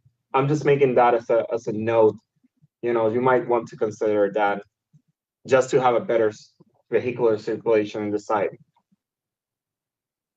Justine, I think that's something we can think about, and maybe even like having those for people that are not going to be leaving, that there may be assigned parking spaces or things like that. So we can work through kind of maybe some of those details so that we can keep those parking spaces. Thank you, Katie. Yeah, related to this comment that Justine has, and by the way, we also supported, this is Sandra Pereira with the urban design team. We made a comment about improving the arrival sequence to the church. And so we have a few suggestions that we shared, one of which was looking at those parking spaces that Justine just mentioned. The other one was to provide street trees along the main entry road to the property on either side and sort of create an alley. And then lastly, the other comment was to look at that circle drop-off area and how there can be more of this arrival to the church together with a green space or open space. And I'm sure that you're also thinking about that as you continue working on this project. But just making it be more prominent as an open space rather than a circulation roundabout sort of drop-off area with the parking backing into it.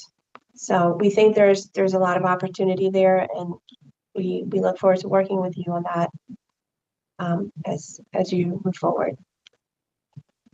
Okay. It seems that, and I don't know if this is a different approach because it sounds like the staff was approaching this like in the old DRC, going through agencies and then identifying what their concerns are. I think the new way, which is efficient, is to have us go through the plans, which we have, and then we have specific questions. So is it okay if I just pick off the questions that we have? Yeah, feel free. Okay. The other major area, and we're going to finish up with that, with the religious use or religious assembly prohibition comment, is Ariel, who had comments 17 through 28.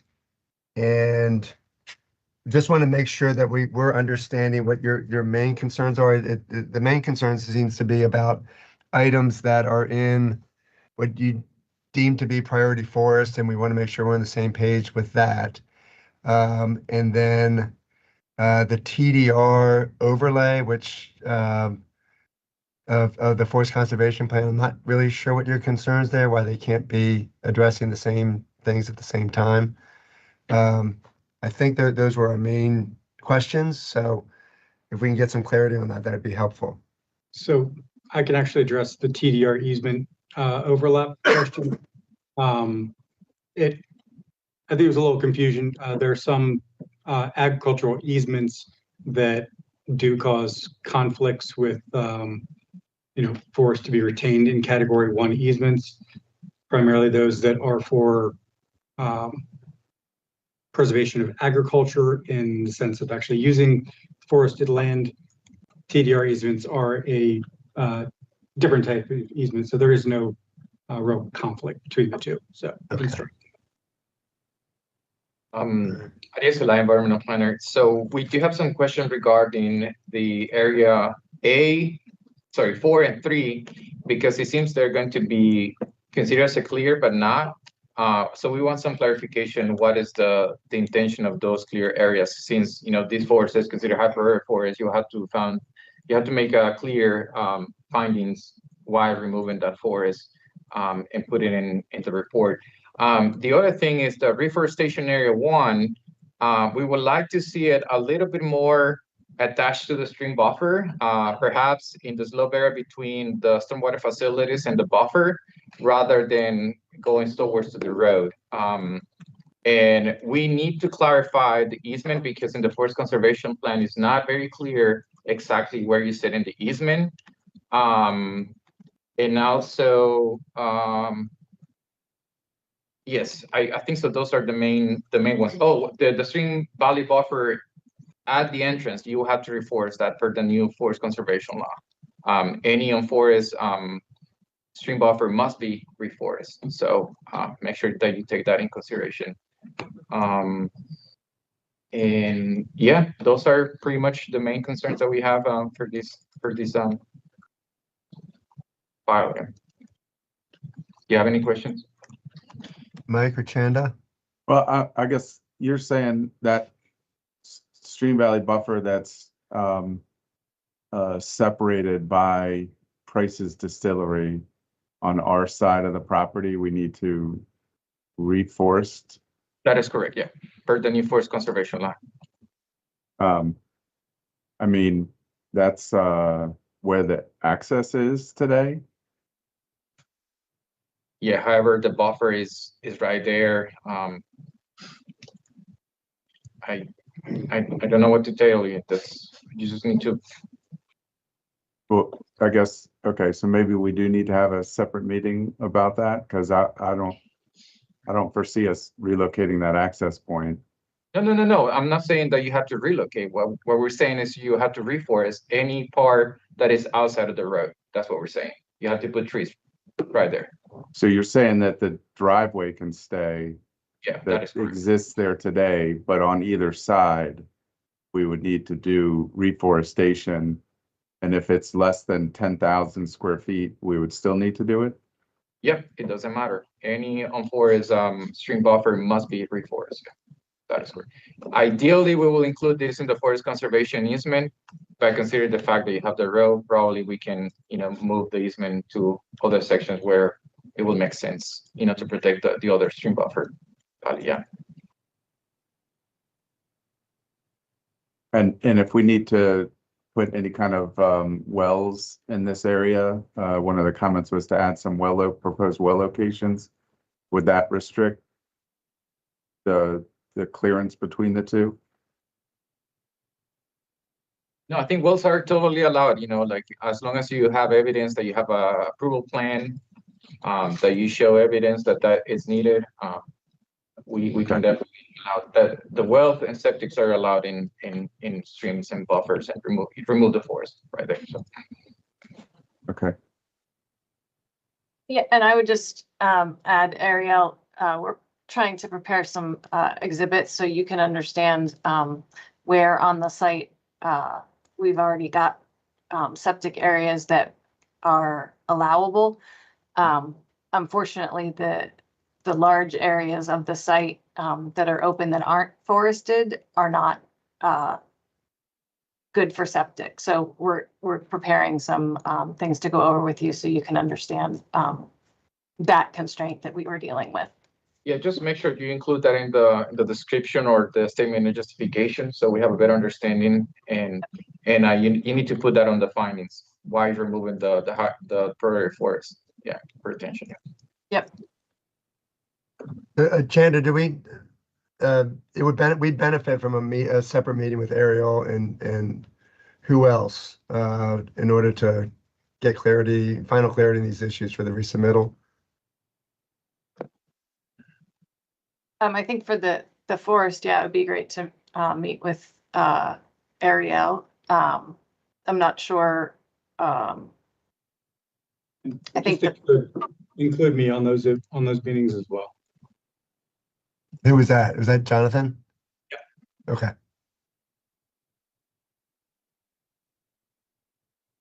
Any other clarifications or explanations from our team that would be helpful as we move forward? I'd just like to circle back on this TDR question about it being not on the lot that's shown in MC Atlas. Who could I coordinate with that? I mean, I just took a cursory glance and it seems like MC Atlas is correct. That would be me also. Jonathan? Jonathan? Yes, and Steve Smith, who reviews plats, he also did a little bit of research on this. I think we can get you that information pretty quickly. Okay, I mean, it was just a few minutes, but I pulled up the TDR and it references a parcel ID, a tax ID number that matches the east parcel deed. So I think that it's right, but yeah, I'd love to. Yeah, if you scroll all the way to the last page, I believe it is, there is a figure in there with it. It's the parcel's got like a bold line around it.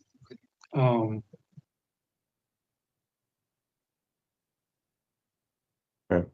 Yeah, well, there could be a corrective easement that needs to take place here that we can figure out. Got it. Yeah, I see yeah, it doesn't match. Okay. Yeah, we can dig into that. All right. Yep. It just, it's a big deal, right?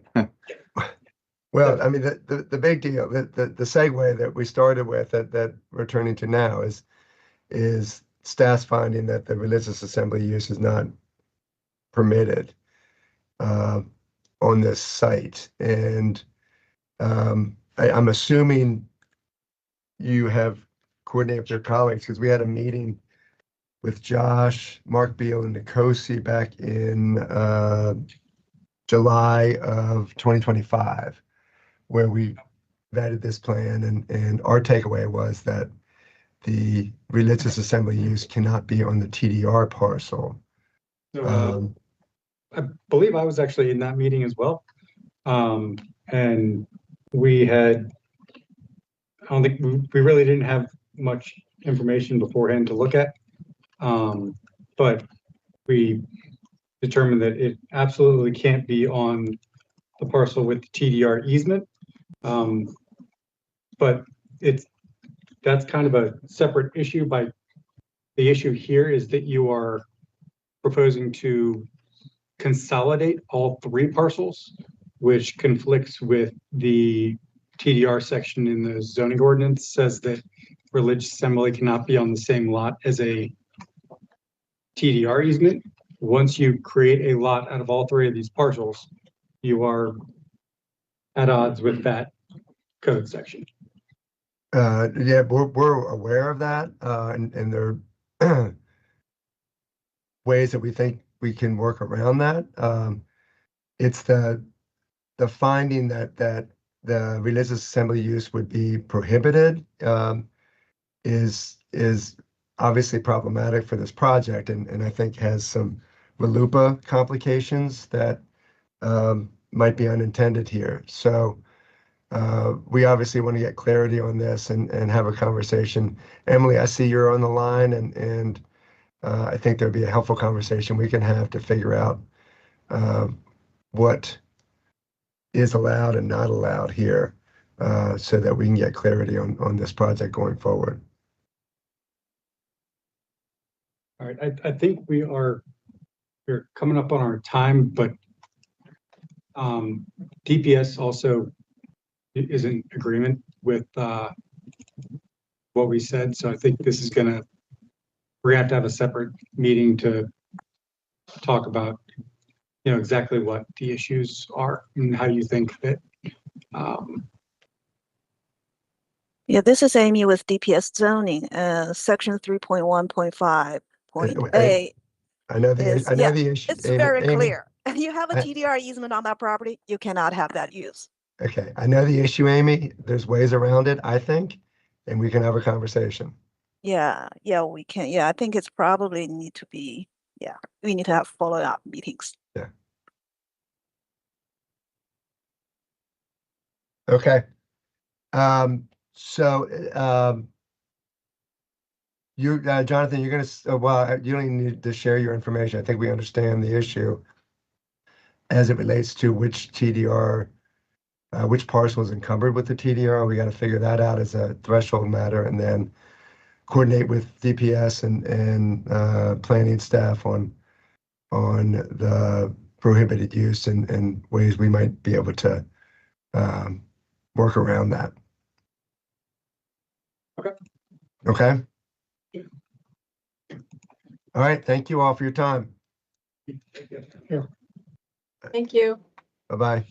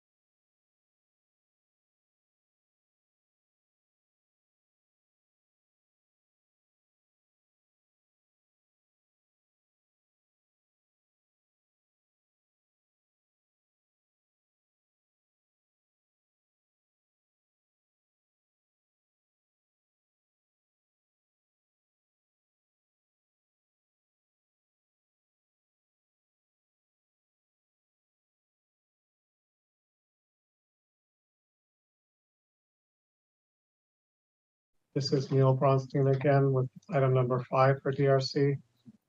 18718 Jerusalem Church Road, a concept plan in Up County. Hi everyone, Jane with Up. Okay, so this is meeting concept plan. So asking questions Yeah. about this. I think we got most of that was probably the most thorough concept plan review I have ever seen. It was awesome. The amount of comments that we got on that. It was exactly what we were looking for. The sewer tap is one of the big questions that we have, and recognize that we now have to do septic for 2 of the 3 lots. If we choose to go that route, is one of the big items that we were looking at on this. Fire was the other item. We got a couple of comments on that, and it looks like Maria's on. I guess right now our big question is, and I don't know if we have to meet with staff to talk this through, but it's the lots without frontage and the pipe stem lots. Whether or not we think that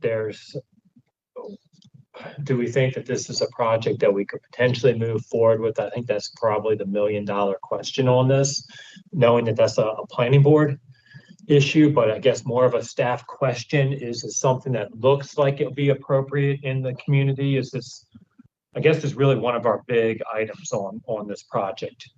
Is that's kind of not there, so from a response standpoint.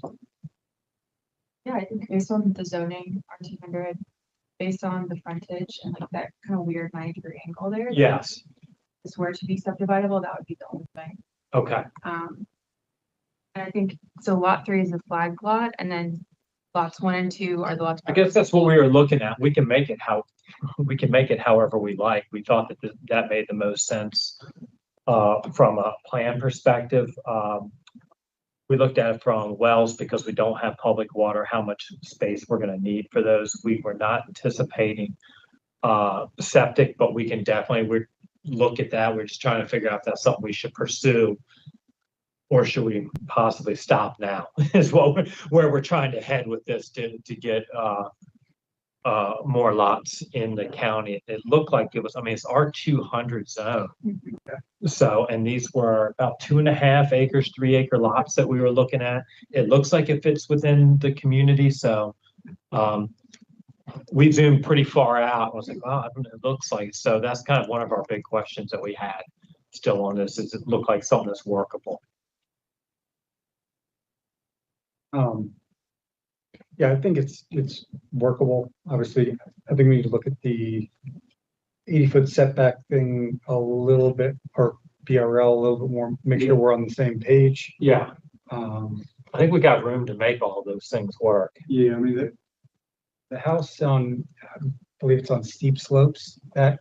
The house on the left, the first one. Yeah, I think we could rework that some.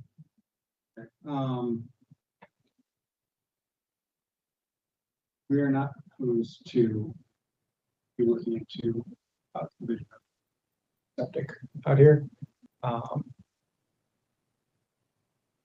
It doesn't, we don't have any major concerns. Okay. Okay. Don't know if we had, I think that was about it. Joel, did you have other questions? Joel's the potential buyer, and so we're here together. Joel, did you have any other comments, questions on this?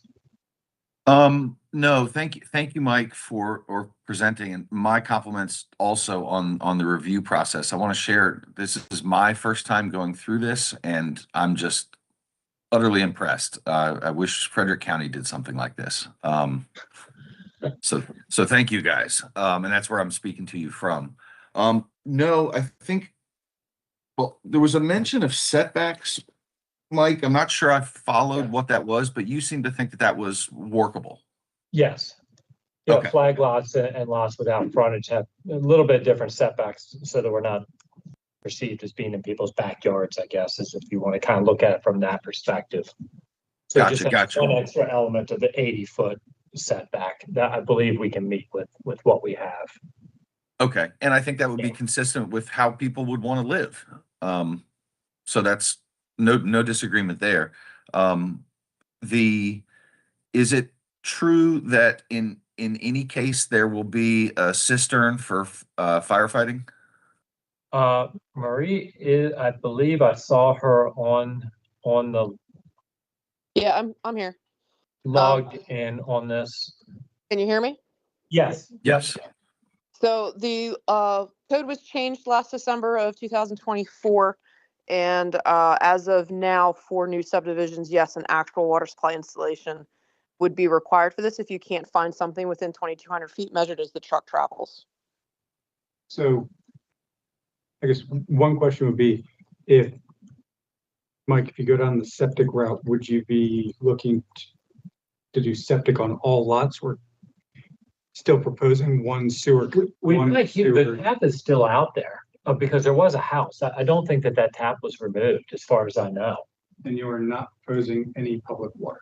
Correct. Correct. The closest water, when I was out there, is across Jerusalem Road in the new community. There's like a fire hydrant right at that corner. I think we did a quick measurement. I don't have the feet, but I think we're 4/10 of a mile. So we're right around that number, Marie. We would look at that a little bit closer. And that's kind of where. Okay. We're kind of right on that line. Yeah, we're too far to, if I don't think we're going to be pulling water up that far away. But we were anticipating potentially the cistern from conversations we've had with you on a different project. So we flagged that for the. I mean, a cistern could be a solution if you do, if that hydrant is within 2,200 feet. Remember, it has to be via a compliant travel path. So the roadway Yes. between your site and, okay, has to be Yes. 20 feet wide.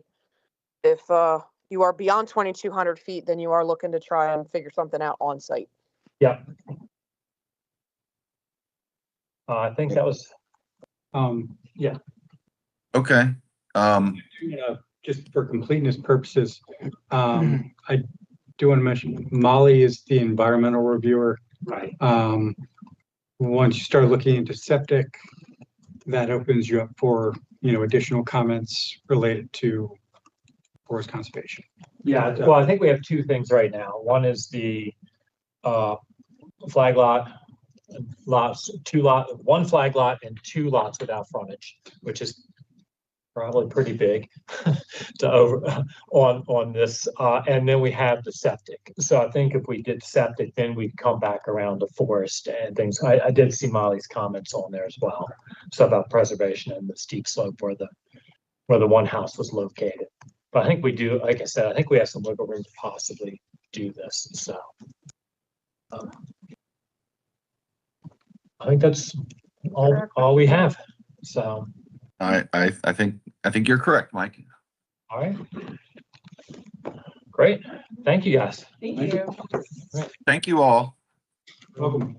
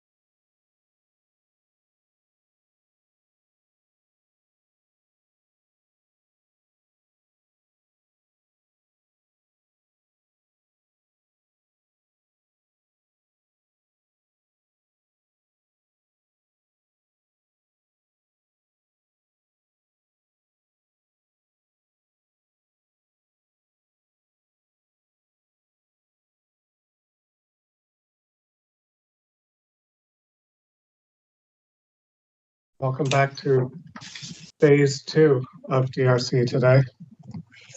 The post-lunch section. So we are on item 6, Emery Grove Village, a preliminary plan, site plan, and forest conservation plan in Up County. So Philip, whenever you're ready. So thanks, Neil. Good afternoon, everyone. My name is Philip Estes with the Up County Division. And as you know, you've received all of the detailed comments from the DRC committee last week. There are detailed comments, including transportation, circulation, site layout, landscape plan, building massing, and architecture. I will, at this point, just hand it back over to the applicant with questions of staff. So this is Rich Tomets. I'm with Haley Development, and we have our primary, development team with us today. Dave Ager, who has been a lead planner for both Emery Grove Village and also involved with the larger Heritage Emery Grove process and envisioning for a number of years. We also have Bill Commoners and Bill Ruin as legal land use counsel. And then we also have several members of Goodchick, Little, and Weber, including Keith Bennett and Kevin Foster. I don't see who all is on right now. And then also Julia Tomets with Haley Development is also on. So that's our team today. And on reviewing these comments, we understand, is it a 20-minute allocation for this DRC? That's correct. Yes, correct. Okay, so we'll try to keep our comments, to the ones that are larger in scope that we can ask maybe for some clarification today, and then we'll request follow-up meetings with different staff agencies to be most efficient on that process. So we'll be tag teaming it with our team on running through our primary comments. Going through my list, one of the first ones we had that we would just wanted clarification today is the fire path going through the open space greenway on the east side of our property. Note that it conflicts with the open space designation. I'd like our staff to just quickly cover our thoughts in response to that. Dave, would you mind picking that up? And Kevin Foster? Sure. I'm going to paraphrase a little bit because I don't have that particular one item right in front of me, but the comment was that there shouldn't be we can't count open space if it's part of the maneuverability or parking areas on the site, which we agree with. However, our open space is a plaza, and it's at the terminus of Street A on the plan, and it's the only thing that would ever use that area would be a emergency vehicle. So it's part of our fire access and emergency vehicle access plan, but it's a pedestrian, it's not part of the alley system or the road system. There's no parking provided on it.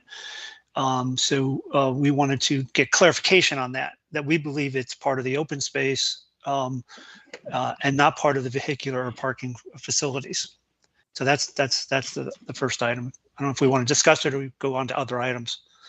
Yeah, David, I can address that one. I think it comes from the design comments. This is Natasha Fahim from the urban designer from Design and Placemaking Division.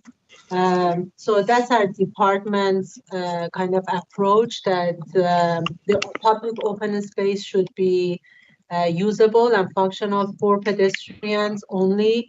So we are not allowing any even fire truck access on top of the kind of laying over on top of the open space. And it seems that the plaza and that you are proposing at the stretch of your east-west road that kind of like dead ends into the open space, that's part of your public open space, and you're providing the fire truck access over it. So we would like you to explore to see if that fire access can be accommodated through the alleys for those townhomes. with the numbers of townhomes, but the townhomes are fronting into the eastern edge open space. If Phil, you can point at it with your cursor, that would be on the eastern side. Easterns are all the way to the east and a little bit down. In the middle. Right there, Oh, yes. this Yeah, that's space the here. fire Okay. lane access we are talking about. So we're in our experience, again, it's not just Montgomery, but I'd call it Montgomery, Prince George's, and Frederick. We're used to being able to overlap pedestrian access open space with just leaving bollards up with an emergency fire access. It's actually very common for us. So we're just wondering, is this a more recent trend in raising this? Because it's contrary to what we've seen in our developments that we process and others as well. Thanks for bringing this up. This is Sandra Pereira, regulatory design supervisor on the Design and Placemaking Division. We have seen a lot more of this condition currently. It seems like every project now has fire department access that overlaps with open space, which is a big concern for us. And so we are flagging on every single new project where this condition shows up. In the past, it seems like we saw this more on rare occasions, and it was not flagged consistently because it was not consistently also shown. So we are consistently now flagging on every project that moves forward. It also seems that from speaking with Marie Lebaugh on fire department access, that there may be opportunities to provide fire department access to these units from the alleys.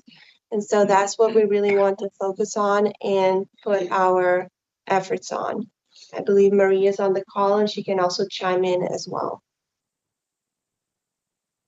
I am on the call, and we do have a performance-based alternative in Montgomery County. It's been allowed since 2019, where if you provide 150 feet to the front door of each unit, again, from the same truck access point, and you also provide 50 feet to the rear wall of these units from a rear alley that comes no closer than 10 feet to the back of the units, you can have unheight restricted units. If you do height restricted units, the 150 feet to the front door might be able to be met. And I believe you have MPDUs on the back. So as Sandra was saying, there might be some room to make this work. But if you have to use those rear alleys, of course, you have to increase radii and whatnot. But it might be worth exploring. Okay. And also, this is Amy Zhou with DPS zoning. Montgomery County zoning ordinance section 6.3.3.b.2 prohibit a maneuvering area for vehicles to be included in the open space. So that's something you really need to look at. I think that's what we're flagging, though, is this a maneuvering area for vehicles? It traditionally was not interpreted as that. It was interpreted as emergency fire access only. Well, fire truck, that's vehicle, right? You are maneuvering a fire truck into that space, right? Okay, well, we'd like to follow up on this discussion and look what's possible without. Our whole point on this whole project will be how to try to deliver a mixed-use, affordable project that meets the vision of Heritage Emery Grove, in allowing people to come back into this community at differing income levels and price points between market rate towns, habitat towns, and subsequent multifamily.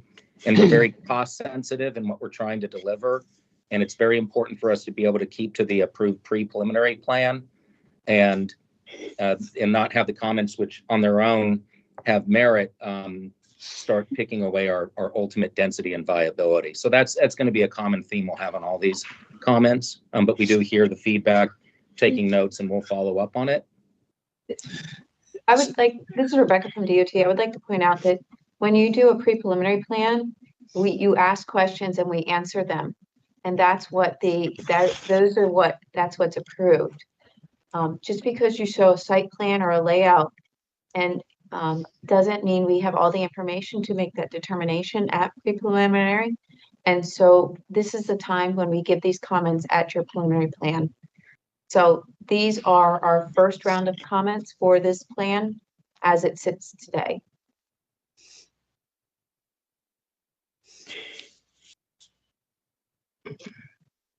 Okay.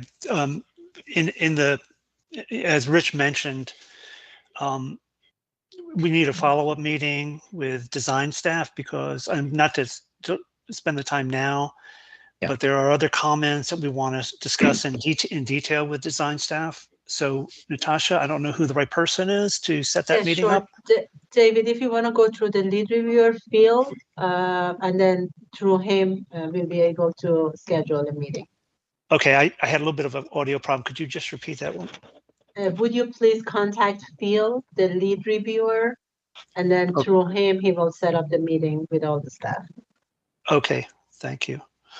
And just to highlight one of the items here, one of the major concerns is the comment about MPDU distribution.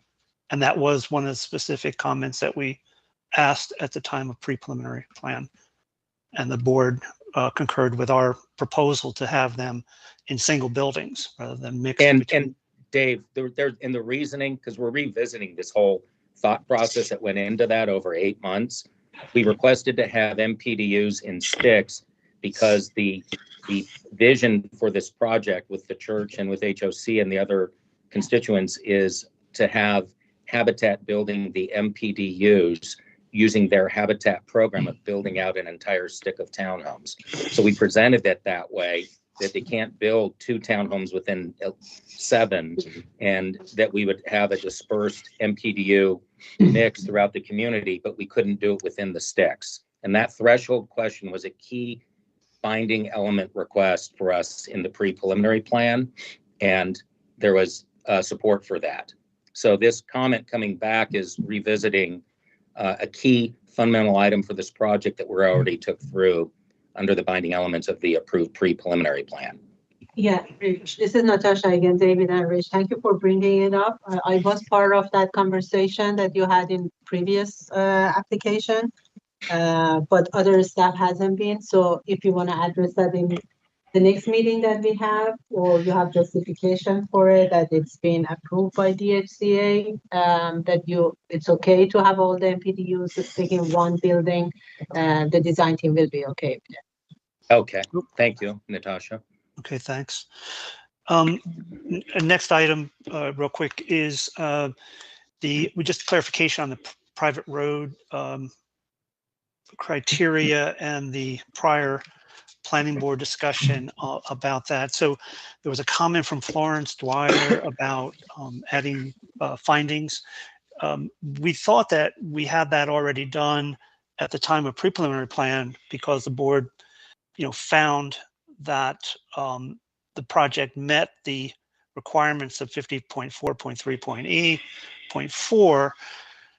We laid all that out then. So that's why we didn't include it in the current SOJ. This is a comment about the SOJ. So Florence, if you're on the call, if you could just clarify what what additional information you need at this time would be very helpful. Thank you. So Florence is out sick today. This is Richard Brockmeyer, Transportation Planning Supervisor.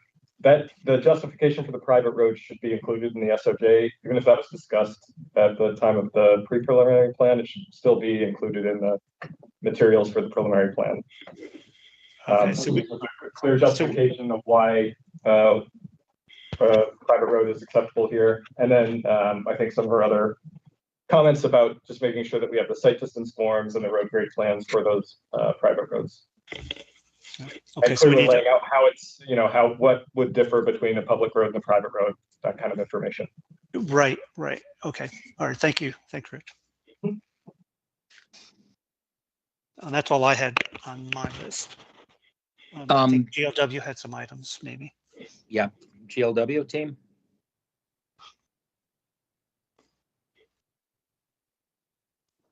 Well, Dave, I think you covered. You were going to talk about the private roads. You really covered that, and the MPDUs.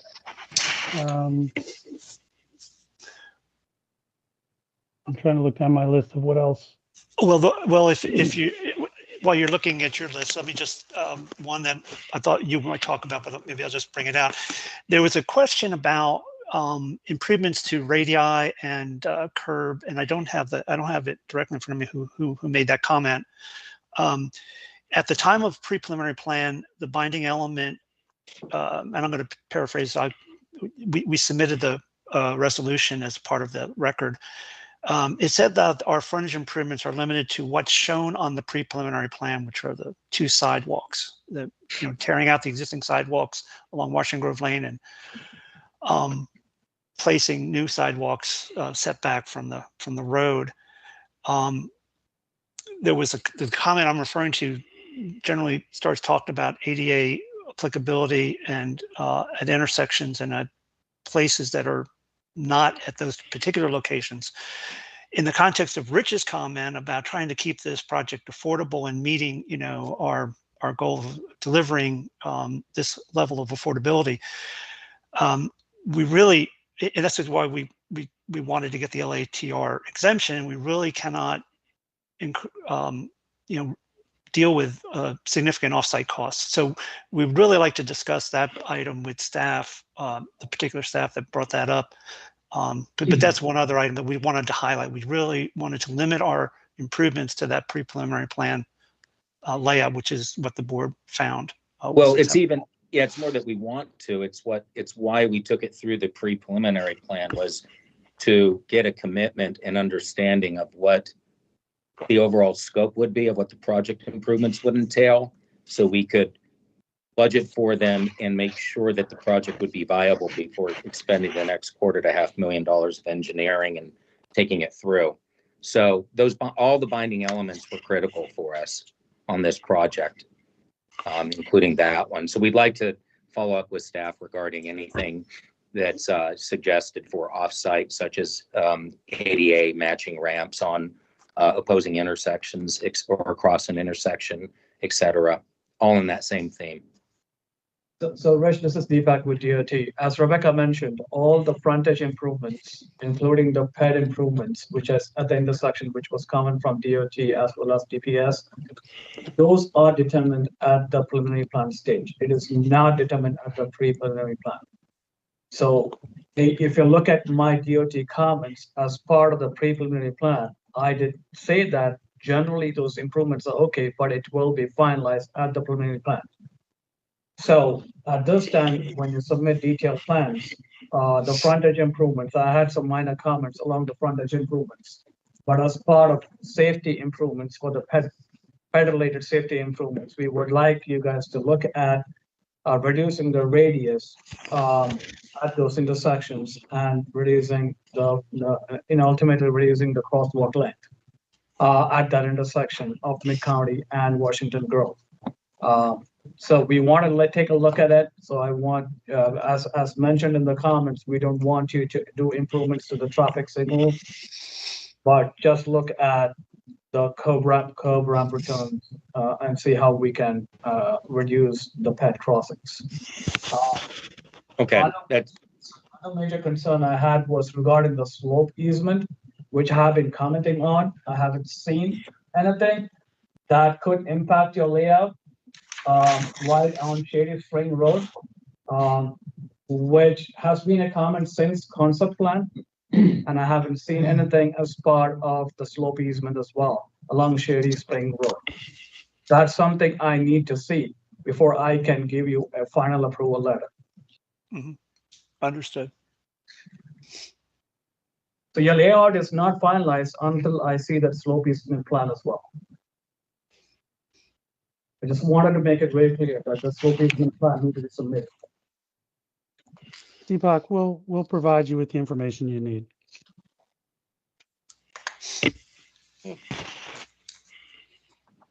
Okay, thanks for that feedback. And we're definitely writing notes. On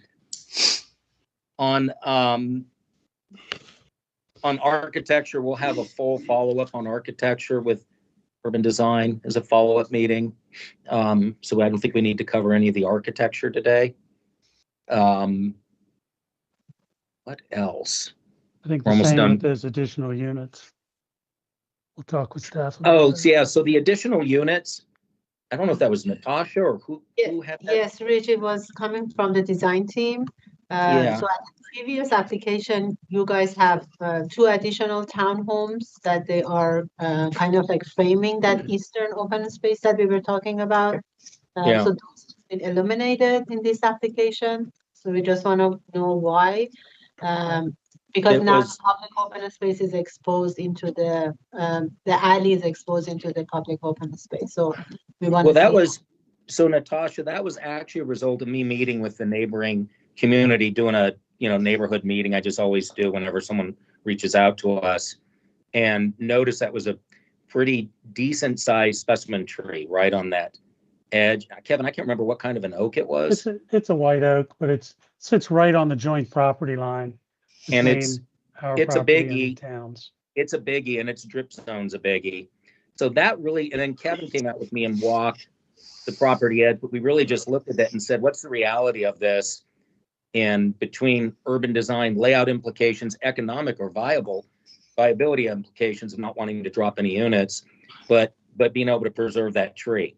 So what carried that, Natasha, was the conflict of trying to anticipate that there would be a push to preserve that specimen tree.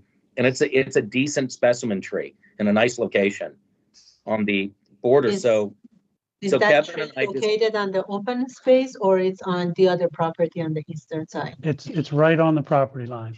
It's right on the property line. yeah, but so the drip zone, though, you can see that covers all of those 2 units. That's why we did it. Okay. It's the drip Yeah, it's zone. a good thing that you are saving the tree, but if there is any strategy to screen the alley D or B, I cannot read it from here. If there is any way to screen that it wouldn't be exposed to the public open space, I think that can solve the issue. Okay. Alley B at specimen tree. Okay, we'll look at what we can do on that. And then the other one that you had down in the southeast corner was kind of the led to 60 no. Right, but is- after the 62, yes, I think we thought that you can feed another 2 units where you're proposing the stormwater management.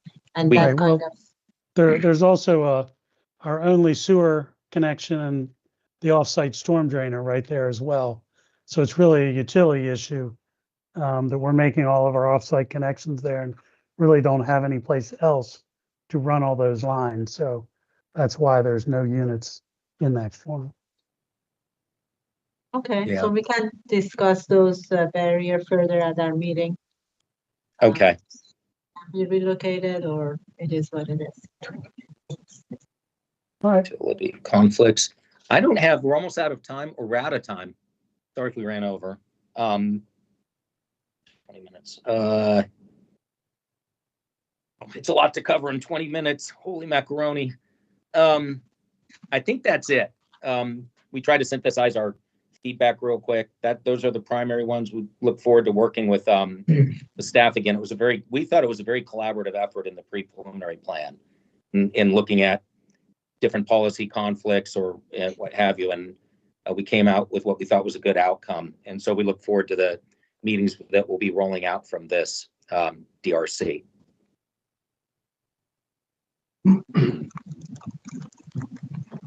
Definitely. Thank you so much, Rick. Thank you. Any other questions or comments?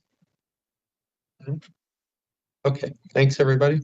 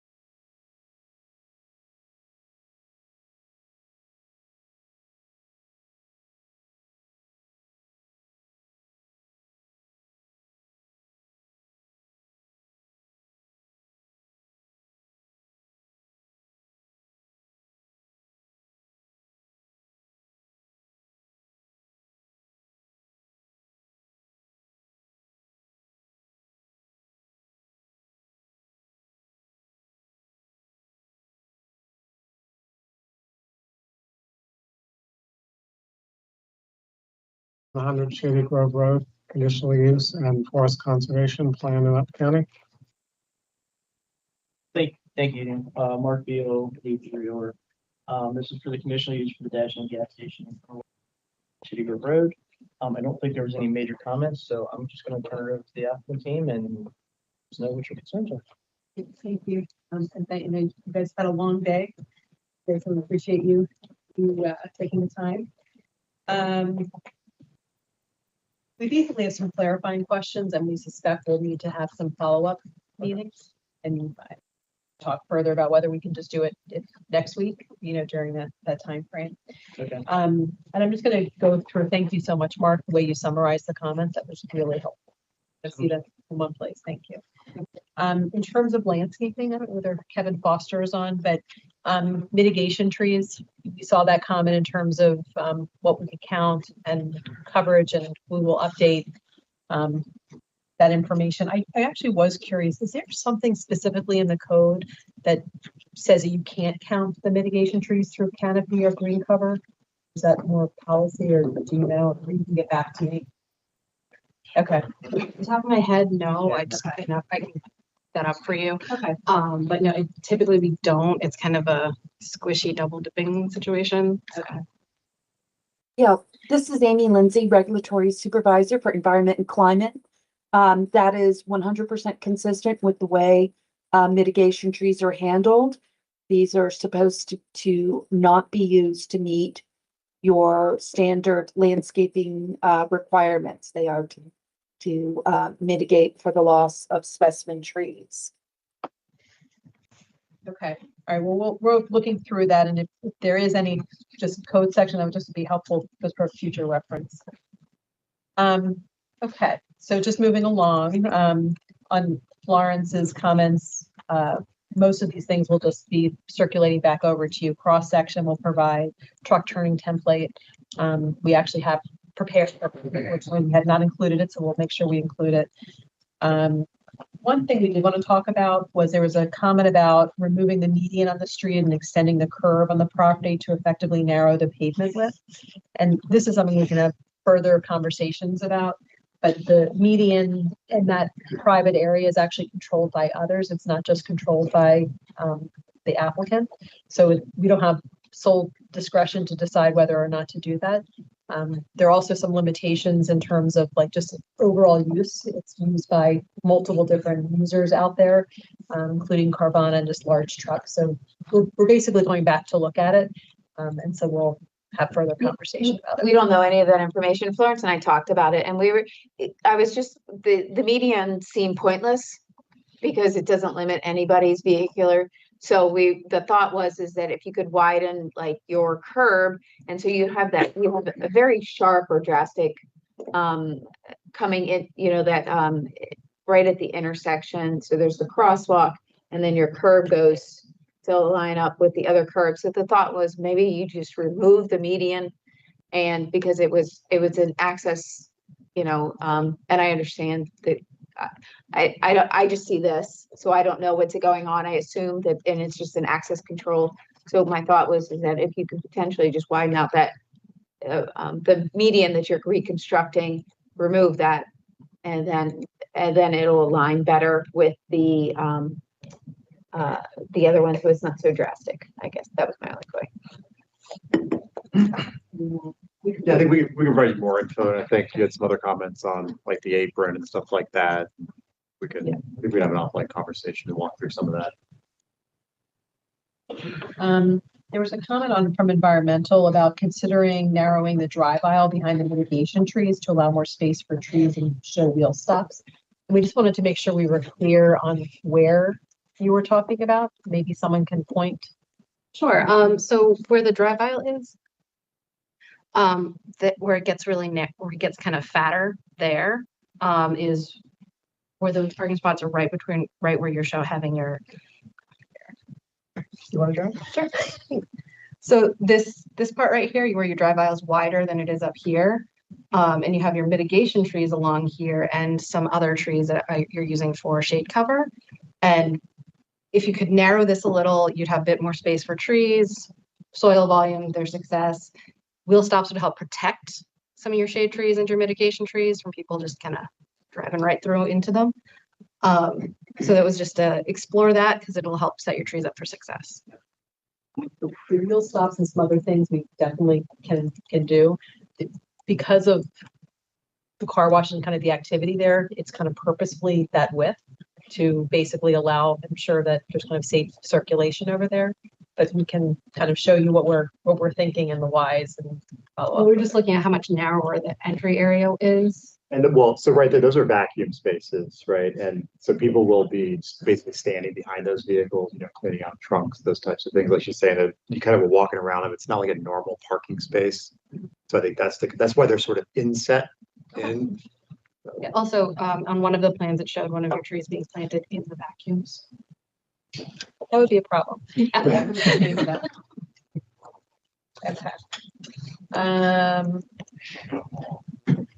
I think this is kind of similar to that. You said that there was a comment about how some of the parking spaces appear shorter than the others, and I think that's kind of similar kind of issue is that they do meet, the parking spaces do meet the requirements for parking size, and the width over there is important for all the reasons Bill talked about it, just from circulation. I'm going to move on and I'll come back to DOT, but Natasha, kind of your comments. You had mentioned about seating around the convenience store. We thought, those were really good suggestions. We can definitely provide more shading with like umbrellas and other things. We're conscious that there's an easement here, and so we can't put any structure in that area. So it wouldn't be maybe permanent, but you can certainly do other things. And the other was, I think there was a suggestion of planting large shade trees. I know Kevin had concern in terms of the root structure in that area with for the same reason in terms Are of you the talking easement. about east of the convenience store or east of the car wash? Actually, I guess the question is where were you suggesting them? Yeah, I think I had two comments. One was related to the seating arrangement that you have on the east and south of the convenience store, the Dash-In convenience store. So like providing shade trees and shading devices if it's possible for people to like make the space more pleasant for people to use. So that was one comment. And then we had another comment related to the amenity open space that you are proposing east of the car wash building. So there was two separate comments. I think on the seating area around the convenience store, we can provide the shading. I know on the amenity space, you had different comments, including shading, which we can work out. In terms of design, I mean, we've kind of looked at like different places in which it could be located, and also how it would best serve and who would use the area. And kind of the thought is that folks coming to the car wash, and actually it is a pretty good location because those are the folks that may have children who kind of have a place to sit as parents are cleaning out their cars. But one of the things I think you mentioned is about just kind of looking at programming and making sure that we comply with the standard. So you are counting it toward your amenity open space, but there is no amenity there. It's just like the grass area between the like a drive-by for car wash and the parking lot. So we need to look further at amenitizing. Yeah, so like we were suggesting maybe you can count it more, like if you are putting more trees there, you can count it as far as like the forestation. But if you think that like the seating arrangement can be added, like we need to see those amenities that you're proposing. Thank you.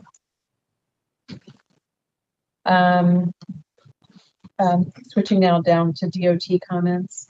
There was a comment about no structures in the storm drain easement area. Rebecca, we wanted to get your thoughts. I don't know if there is an ability to do this, but figure we would ask.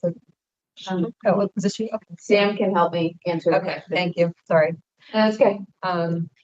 So with right now we have the dumpster and there's a fence around the dumpster.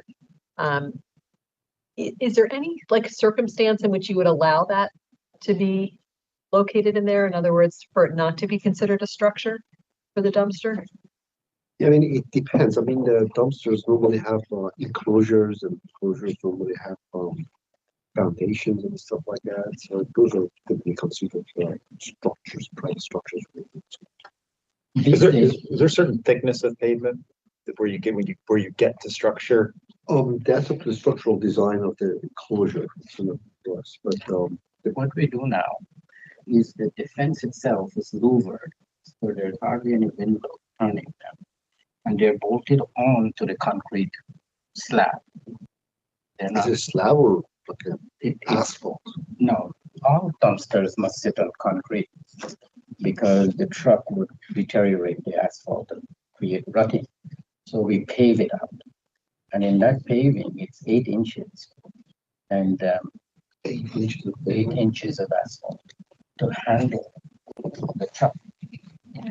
No, 8 inches of concrete, I'm sorry. Now, on that, it is suitable to bolt the enclosure, so they don't go into the ground. As a result, we don't see them as traditional structures. Yeah, but the 8 inches is pretty much a structure. At that thickness, it is a structure because well, the regular pavement is 6 inches. if you can not locate it within the easement, that would be great. It's even over the pipe, Sam. Sorry? It's over the pipe. If you can zoom into the, where the red slash, right above the red, behind the, go down a little bit. So the red is EV spacious, and then see the rectangular number next to, that's where it is. If you can minimize the disturbance, that would be a lot better. But right now, just about all of it is within the easement. So you can just If I run out of opportunities, I would want to show you how the thing is dismantled. It's not that, it's when we have to get in there, we have to work on that pipe. So you're putting it over the pipe and it's over the easement also. So if you can move it up further and maybe remove one of the parking spaces, that would be best. Okay, we'll look into it. But the message today is that new type of dumpster enclosures are totally collapsible. Yeah, but that's not the thing. Like we have to be, if we need to go work on that pipe, we're gonna have to rip all that up. And that's that's the problem that we have. Does it matter if like we have something that says it's presumed at their own risk, you know, in terms of being able to, like, if you have to rip it up, it's obviously on them to. We generally don't allow, we've allowed pavement, just like asphalt and the curbs, but we generally don't allow much more than that in our right of way. We don't allow trees. Yeah, I mean, you have to sign that covenant anyway, Stacy. Whether you just put like a 1-inch asphalt or 8 inches concrete or what have you have to sign the covenant. But it just all comes down to if it is practical or not. If you want to maintain it, that 8 inches slab, which probably is reinforced, is very difficult to remove than a couple of inches of bituminous asphalt. So. And next question, somewhat related, is that EV chargers that also was potentially being considered in that area. Is that something that, again? Yeah, I mean, I think we've looked at it. We saw that the parking is within the easement for the EV charging stations, but we didn't see the apparatus itself. I think in order for them to be erected in that area, they need to have some sort of a foundation or something. So basically, we don't see, I don't know what's going on, like where the actual charging station is, but it shouldn't be located within the easement.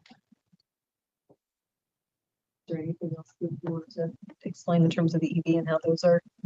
All these apparatus are bolt on, they're not rooted in the foundation. We understand that, but if we have to go in and work on the pipe, then we have to take everything out. And that's an expense to the county. Even if the applicant assumed that risk and assume that cost in the covenant, would that provide any flexibility? The problem here is, Stacey, I mean, that you can see it's very close to the pipe underneath. So we don't know what class pipe is there, how much load is it withstand, the depth of it, the type of bedding for that pipe. A lot of unknowns. So that particular location is a little bit problematic. So it sounds like, and correct me if I'm wrong, that like spaces themselves with just asphalt paving would be potentially okay in the easement. Anything with a foundation is what you're saying is you'd prefer not being an easement at all. If like for EV chargers, if those spaces were not over the pipe, like if the EV pedestals were not with their little foundations over the pipe, if they were just within the easement but away from the pipe, would that be more acceptable in a potential? Every situation is different, but I mean, if you were talking about this parking spaces, which is typically just a couple of inches of asphalt and that's it, it's very, very shallow. We have allowed it under revocable agreement. As Stacy said, there's a covenant required that that the applicant should stipulate that if anything happens, we remove them and it's their responsibility to put it back. But if it is something that is more inclined to be a structure rather than just a simple paving or perma gutter, that would fall under chapter 49, subsection 10, and that's interface all that. There was a comment with regards to public improvement easements, public utility easement, access easement, and then also dedication along Shady Grove Road. And we owe you a cross section. We figured that'd probably be the best way to have the conversation with you guys. So maybe we have our next meeting, we can kind of go through that a little bit. And right now we are proposing a PIE. But we want to kind of go through with you like what our thoughts are, and as we've been looking at the full right of way. So we'll have a follow-up conversation about that. Storm drain analysis. We talked about the turning template. Thank you for giving us some more information. I know that the synchro files will sent over. I think that they did. I think Florence sent them to me and then I forwarded them out to Oscar, so I'll check back with them. So there was a comment about driveway should be agreed with the sidewalk, adding a crossing. Doesn't make it adequate. I don't know whether, Will, do you want to talk about that? I assume you're referring to the driveway at Shady Grove Road, right, where we're connecting, like the overall shot, the overall center driveway. Yeah. Okay. So It's hard to say driveway, because you got like two driveways on a drive aisle. Yeah. Okay. So that's a curb, right? That's a curved asphalt. I don't call it road. It's a curved asphalt, like drive aisle that goes in. It's got that little divider. As Stacy mentioned, we don't control, right? We share with all the other properties. And this is the only access for anybody for trucks. So we have to be able to get, we're right in, right out only. So we have to be able to get 18 wheelers in here, right turn. So I think as far as width goes, I think we're right at the 35 feet. We probably can't go any narrower than that just because trucks need about that. They cross that full area to get in. And in order to raise that up, I mean, that would impact, we couldn't just raise it up there, right? It would have to be raised up going along the whole thing, which we don't control. So, but we can talk more about that offline, just to give you the context. There was a comment about lighting, and I just wanted to confirm, we actually submitted a lighting plan and wanted to see if that was adequate or if anything else was needed. Yeah, I need to send that to traffic and they will review it. I know that's your proposed mitigation, so I'm taking a look at it. I think it would be, because that is your mitigation and it does require concept level. So you need to show that utility poles are in right away and you can actually do it. So I think, what is it, 10% design? Yeah, 10% design. So we need to see that for each of those poles that you're proposing. The light actually on the pole itself. Yeah, and more Okay. where it is. Where it is. We did include a map of where they would go in there. Right, we were looking to see, make sure they're in the right of way. In the right of way, the poles. So you can actually do the work. But yeah, sure. We'll look a little bit more into that. And just for context, the lighting is really the only thing that we identified that would fit within the proportionality guide. Everything else requires like right of way acquisition, moving utilities, everything else. So it's kind of like the only. Right. Did you submit the other stuff though? The other stuff, like I don't recall you. I did red line plans of like what the trail, the paths would look like if you widened them off site. Yeah. For the other improvements. Okay. And I mean, they go right in, like the Shell station right next door. You'd have to take out like their frontage. You need that right away. Yeah. And then you get to Home Depot and you need more right away, et cetera. So and that's the only reason we made the suggestion on the CIP was that we thought maybe that money would be more appreciated within the CIP than it would be, you know, just putting lights on poles. So we're Actually, the not, lights on poles might be pretty good, especially for pedestrians. If there's not a lot of lighting out there, it's not a safe environment for them. okay, So that's the fine. lighting would be good, and if you do the improvement, it's much better than. We don't really want the money. We want you to do improvement. Okay. And as far as just as we're talking about it, the ask for a breakdown on the cost for lighting. So lighting, like installing an arm like that, is not in the cost spreadsheet. So I spoke to some of our partners that do, you know, civil work and are involved in those things. That's the number we came up with. We can dig deeper into that. Maybe we can get some quotes or something for what Yeah, somebody if would you- actually charge, but Yeah. that's where we're at with that. So That would be good. We can Okay. get that. Sure.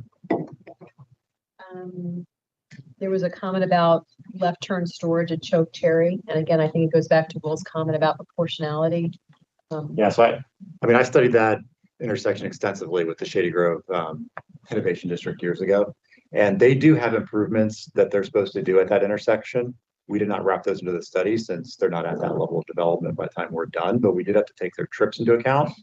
So they're supposed to do the Choke Cherry side of the road with additional, like a third left turn lane that opens up a lot of green time. And you probably remember that from back then. Yeah, which we didn't think we could make do. Yeah.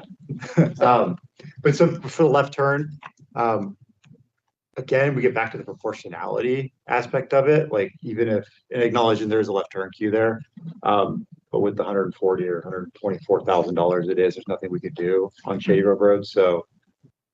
Okay.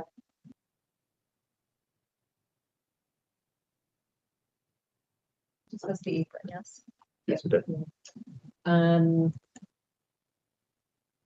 Okay.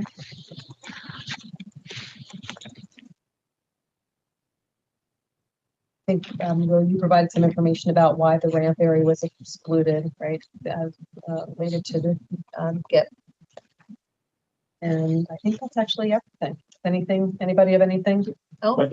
Well, just one note to add, we can talk more about this offline, but for the whole the dedication and all that, I'm interested to hear thoughts on, we're looking in to see what right of way is actually there, like what's on the other side of the road too. It almost seems like the right of way is a little lopsided here, where there's less right of way on our side of the road, but there's more right of way on the other side of the road with the shared use path that's over there. So if you, I don't know what, so that's in the city of Rockville, when the Upper Rock project went through and they dedicated the right of way as per city of Rockville at that time. So I'm not sure if it changed or if the county has a different route of right of way. So that will vary. So like maybe the city said 120 and the county says 140. So then you would have to give your additional 10 feet, I would assume. Yeah, so what I'm wondering is, like, I looked through the Shady Grove plans that you guys have sort of floating around right now, potential improvements. And like with those plans, it looks like everything's being done sort of on the road side of the power poles, right? With where the existing right of way is today. So if we dedicated that 10 feet, would that ever be used for anything in the future? Right? Well, I think that like you're showing right now, the shared use path I thought was on a PAE. So that would be, if you dedicate 10 feet, then that would be in the right of way. And where we're coming from with this question is that, so that path, right, we have to do that so that we have ADA access, regardless if it was required as a frontage improvement, if you will. That's how we get out of our site with our sidewalk. In the future, if this MCDOT project does go forward and construct the new path, that will be on the other side of the power pole and continue right across the bridge, which will kind of render the path that we have on the other side of the power poles obsolete, if you will.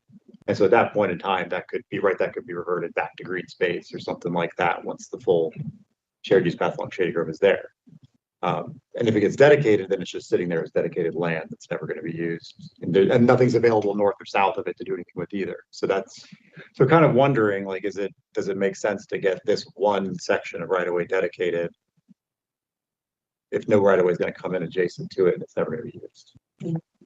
We're going to put together a Yeah. cross section that will kind of give you a better sense, and maybe we can have a more full conversation about it. Yeah, but I will say, the CIP is fairly early on. It hasn't been reviewed by the planning board. We may have, Park and Planning may have thoughts on, whether that's sufficient or not following complete streets. So I think it is important that we have that conversation with the full knowledge of what the actual right of way is. And I hear what you're saying, that they could be obsolete, but it could also not be obsolete. Sure. So I think we just need to have further discussion about it. Okay, let's talk. We'll follow up. Last thing is Marie Laval has been amazing. I don't know if she's on the phone, but she's so responsive and we've had a back and forth with her on revisions. So we owe her another revision. She gave us some additional comments, but we'll work with her on that. I think we're good. This was in before. Was it just concept plan? Yeah. Okay. Yeah. So that was helpful. It gave us some good insight coming in this plan. So thank you all. So we probably do need to have some follow-up conversations. We do this next week, or are you scheduled to do it next week? I know we're kind of in a strange with a conditional use versus. Let me see what I can do. Okay. I'm supposed to be off next week, Fine, so we can find another time. I'm gonna work a couple mornings here and there Okay. teleworking, but Let's find a different time. let to me do see it. what I can do. And we can just pull in who we Yeah. need. Could you just shoot me an email confirming what sections? I mean, I took notes, but I don't always do the best. That way I make sure I have the right people there. Yeah. Please. Thank you. Anybody have anything else? And we never did introductions, but I just want to introduce like who kind of Dash In is and Will's group. So introduce yourselves. Yes, Tony Williams, Director of Real Estate. And Martha Baloo, construction manager. Thank you. All right, thank you guys. Thank you so much.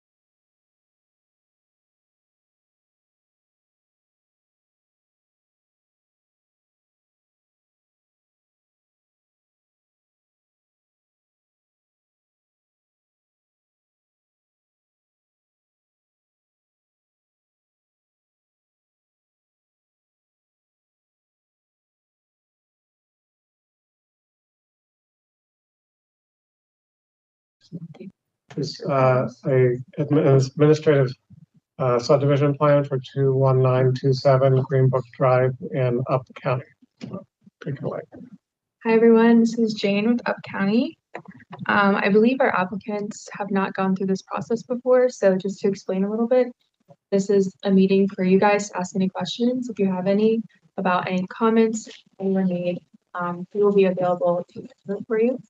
So to get started, do you have any questions about any comments?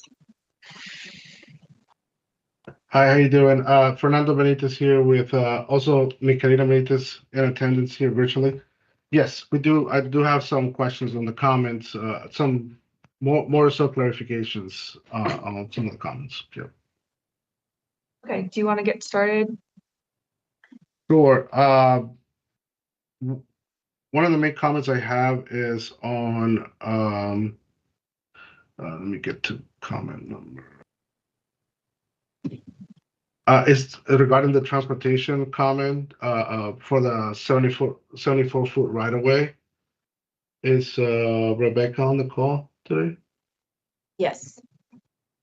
All right. So, am I allowed to share my screen? I just wanted to. Sure. Yeah. Okay. Let me share my screen real quick.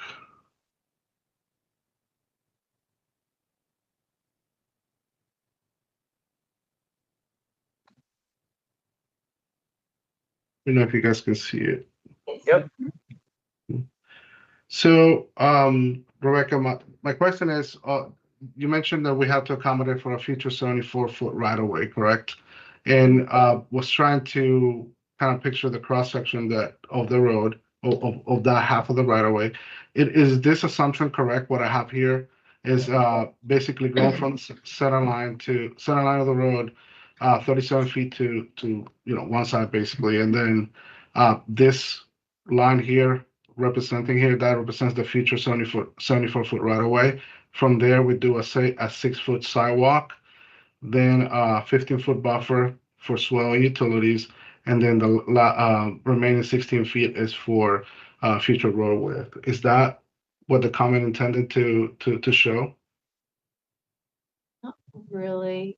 So what you need to do is just draw a cross section and show the existing and then overlay it with the proposed. Generally speaking, the pavement's not gonna get wider. So you're gonna have probably more of a swale. So you have to go look at the cross sections. You can look at the old standards and use that because it's an open roadway section. Right. And so if you look in the design, it's called Design Standards through Montgomery County, MD.gov, and put in design standards in search bar, and then they'll come up. There's 100 series, meaning like 200, and then there's 1,000 series, meaning like 1,001.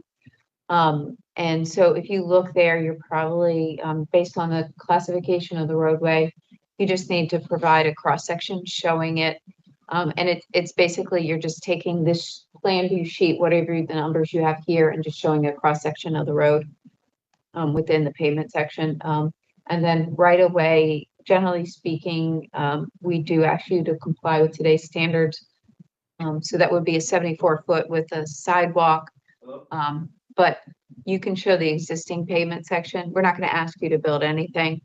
We just show the existing of what you have today and see how it fits with what the standard in the design standards is. So we can provide more information if you want to just provide that cross section, and we can work with you on that. Sure. I sent an email this morning just wanted to clarify ahead of this meeting, but yeah, because I did find the cross section and basically thank you for the clarification about not having to construct anything. So on the plan view, you want us to show what the future roadway will look like. Okay. So I guess I can follow up offline just to make sure that I can. It would look more like the design standards. And so you just show the what the design standards, and it's like if you're like cutting a section of the road, not like this, you're looking down on it. The other way, the cross section shows what you're looking through it. Got it. Yeah. This is Richard Brockmeyer, Transportation Planning Supervisor. We'd want to see that on the plans, and then it could be waived by DPS at a later date, but the sidewalk would need to be shown on the plans. So any, just a 6-foot sidewalk, 2 lines there shown with, Yes. Yeah, okay. So the standard that you guys have, does it show where the sidewalk has to be? Does it have to be next to the future right of way, or is it gonna be next to the? It should be behind the swale, so towards your property. Yeah, like right here. This is where I have it right now. I don't know if you guys can see it, but I have it right adjacent to the right of way. Yeah. That's the 6 foot. Okay, so we'll just show something there. All right, so, and we'll show a cross section. Okay, I think that sounds more of a straightforward comment, which I thought was more complicated. Can I add one more quick thing for your information, sir? Yes.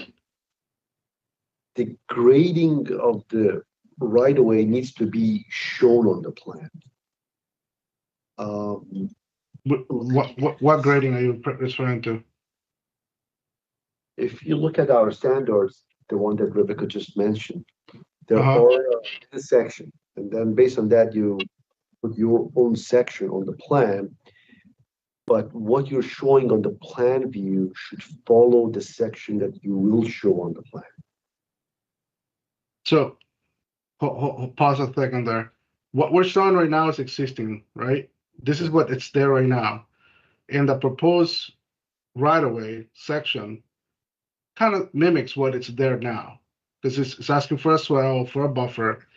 So you're asking us to show proposed grades in the right-of-way? Yes, that's correct. And it has to be done when you get to a permit, if you apply for permit or.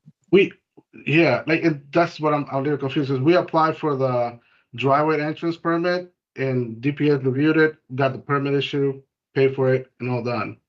So we have had a lot of progress on this, on that. So it's okay. I'll have to cross that bridge when I get there to show proposed gradings, something that we're not really gonna do there. On this plan, you have to show it, not on the permit drawing. Okay. You should grade the right of way as if the sidewalk is being constructed. Most probably to the way, but the grading within the right of way needs to be shown. All right. When you grade the side, you grade the right of way, but you don't build a sidewalk. Okay, obviously, yeah. All right, we'll have to update that then, show some proposed grades for the sidewalk. And all of your grades should be obviously within the right of way, the proposed right of way. Yep. We'll do.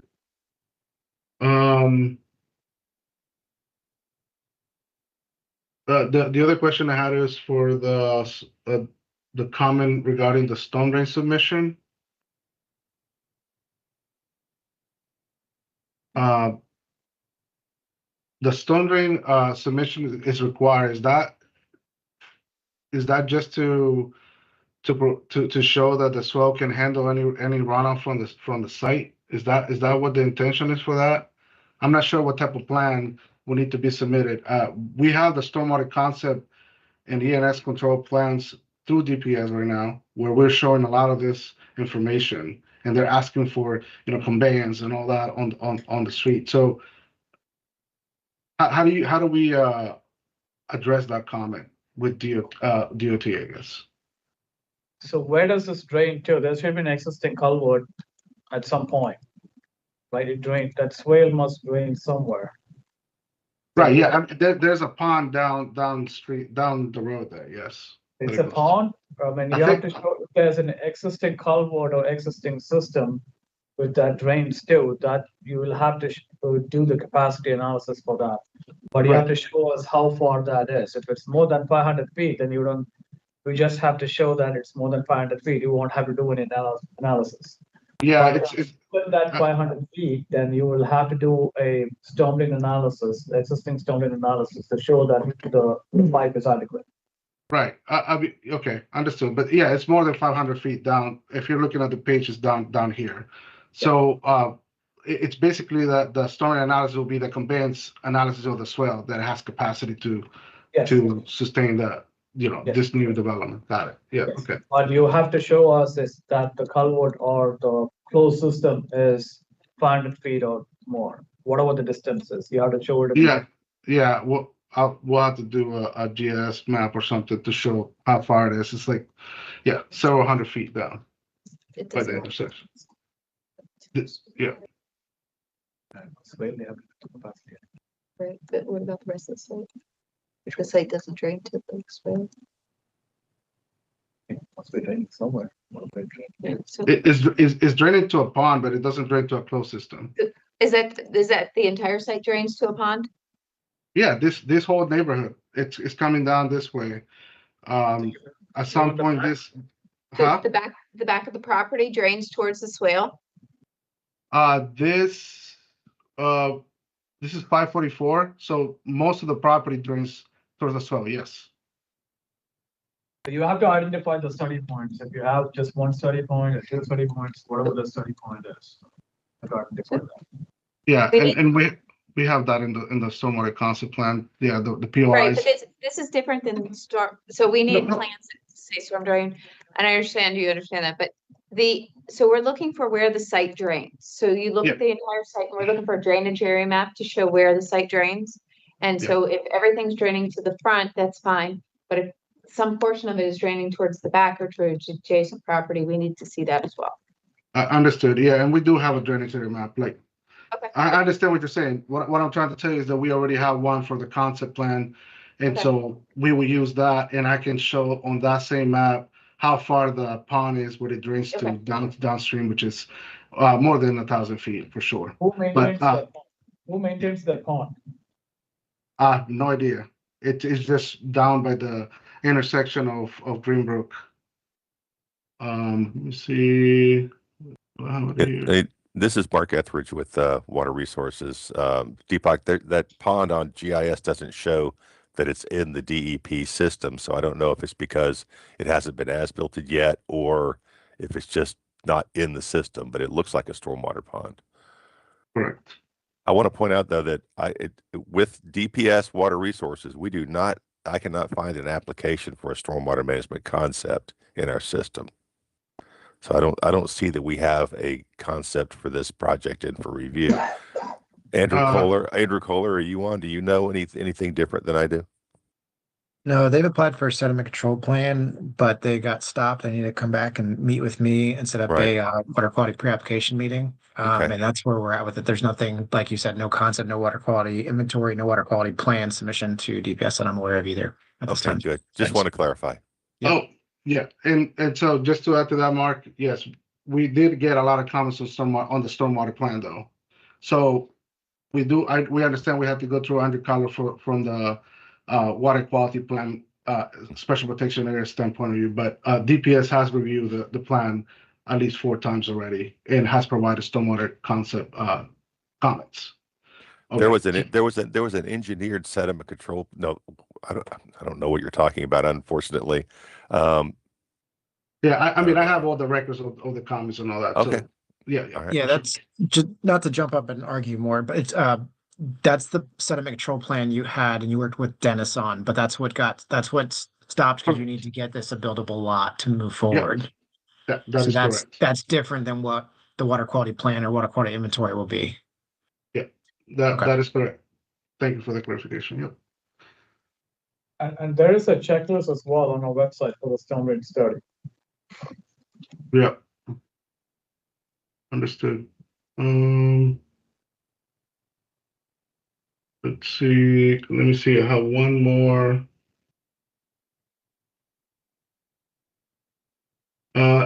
On the other comment question that I have was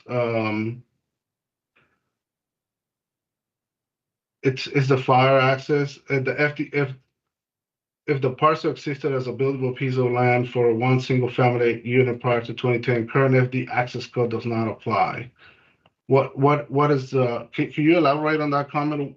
What is our ask there? What is the action item for that comment? So the action item would be to show me the history of this parcel when it was created, that you're not changing lot lines. So essentially, I just need you to document the history of this thing and send it over. Perfect. Let's see the person.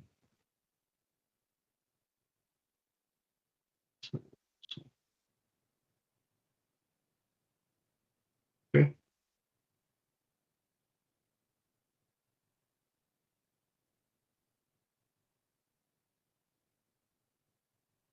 All right.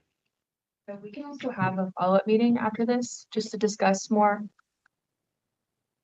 Yeah, I have no other comments or questions at this point. Andrew Kohler, I know you and I and the team have gone back and forth on this project, so we'll follow up. I know we're still the pre-water quality meeting is still pending, so on the stormwater concept, we'll follow up on that end. Perfect. Yep. Thanks. Yep. But other than that, everything seems straightforward. Hopefully we can get all these comments addressed and resolved. Okay, sounds good. Thank you. I mean, thank you all for helping out on this, and it's a really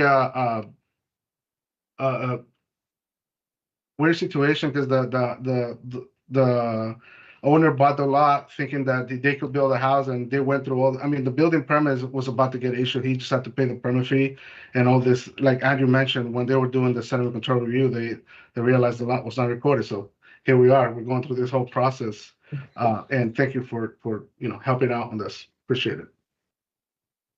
Thank you. Thank you. Thank you.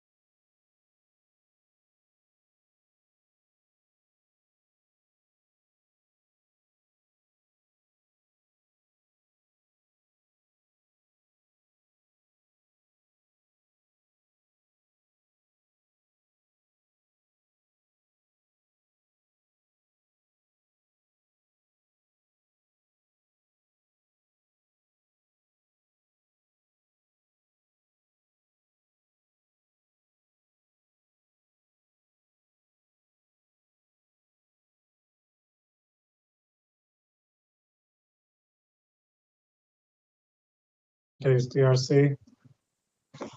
It's a administrative subdivision plan with a forest conservation plan, Elmer School Farm in Up County. Jane with Up County. Hi, Jane. Nice to see you. So this is going to be a 2-lot subdivision in the AR zone. Because of the size of it, it will be a planning board straight up subdivision. So I think we didn't have any major comments besides standard things. So did you guys have any questions about anything? Not this time, yeah. Okay.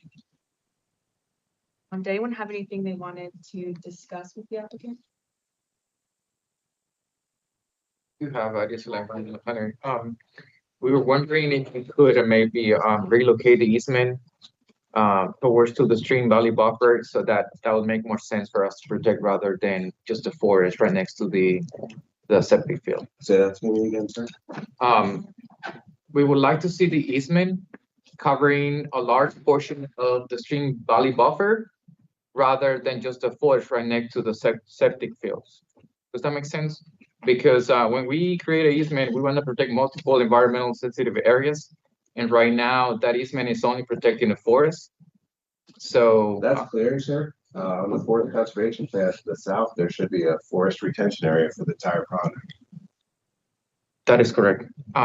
We are wondering if you can modify the easement in the way that. So you're saying just get it in the stream buffer? Yeah. Not have anything outside the stream buffer? Well, you could add some forest, to protect the stream buffer as well. But right now, that section, small section right next to the septic field is just a forest. So for us to have a better protection in environmental sensitive areas, we target for stream valley buffers, highly erodible soils, steep slopes, and all of that. If you can do that, that would be amazing. Okay, sir. Yeah.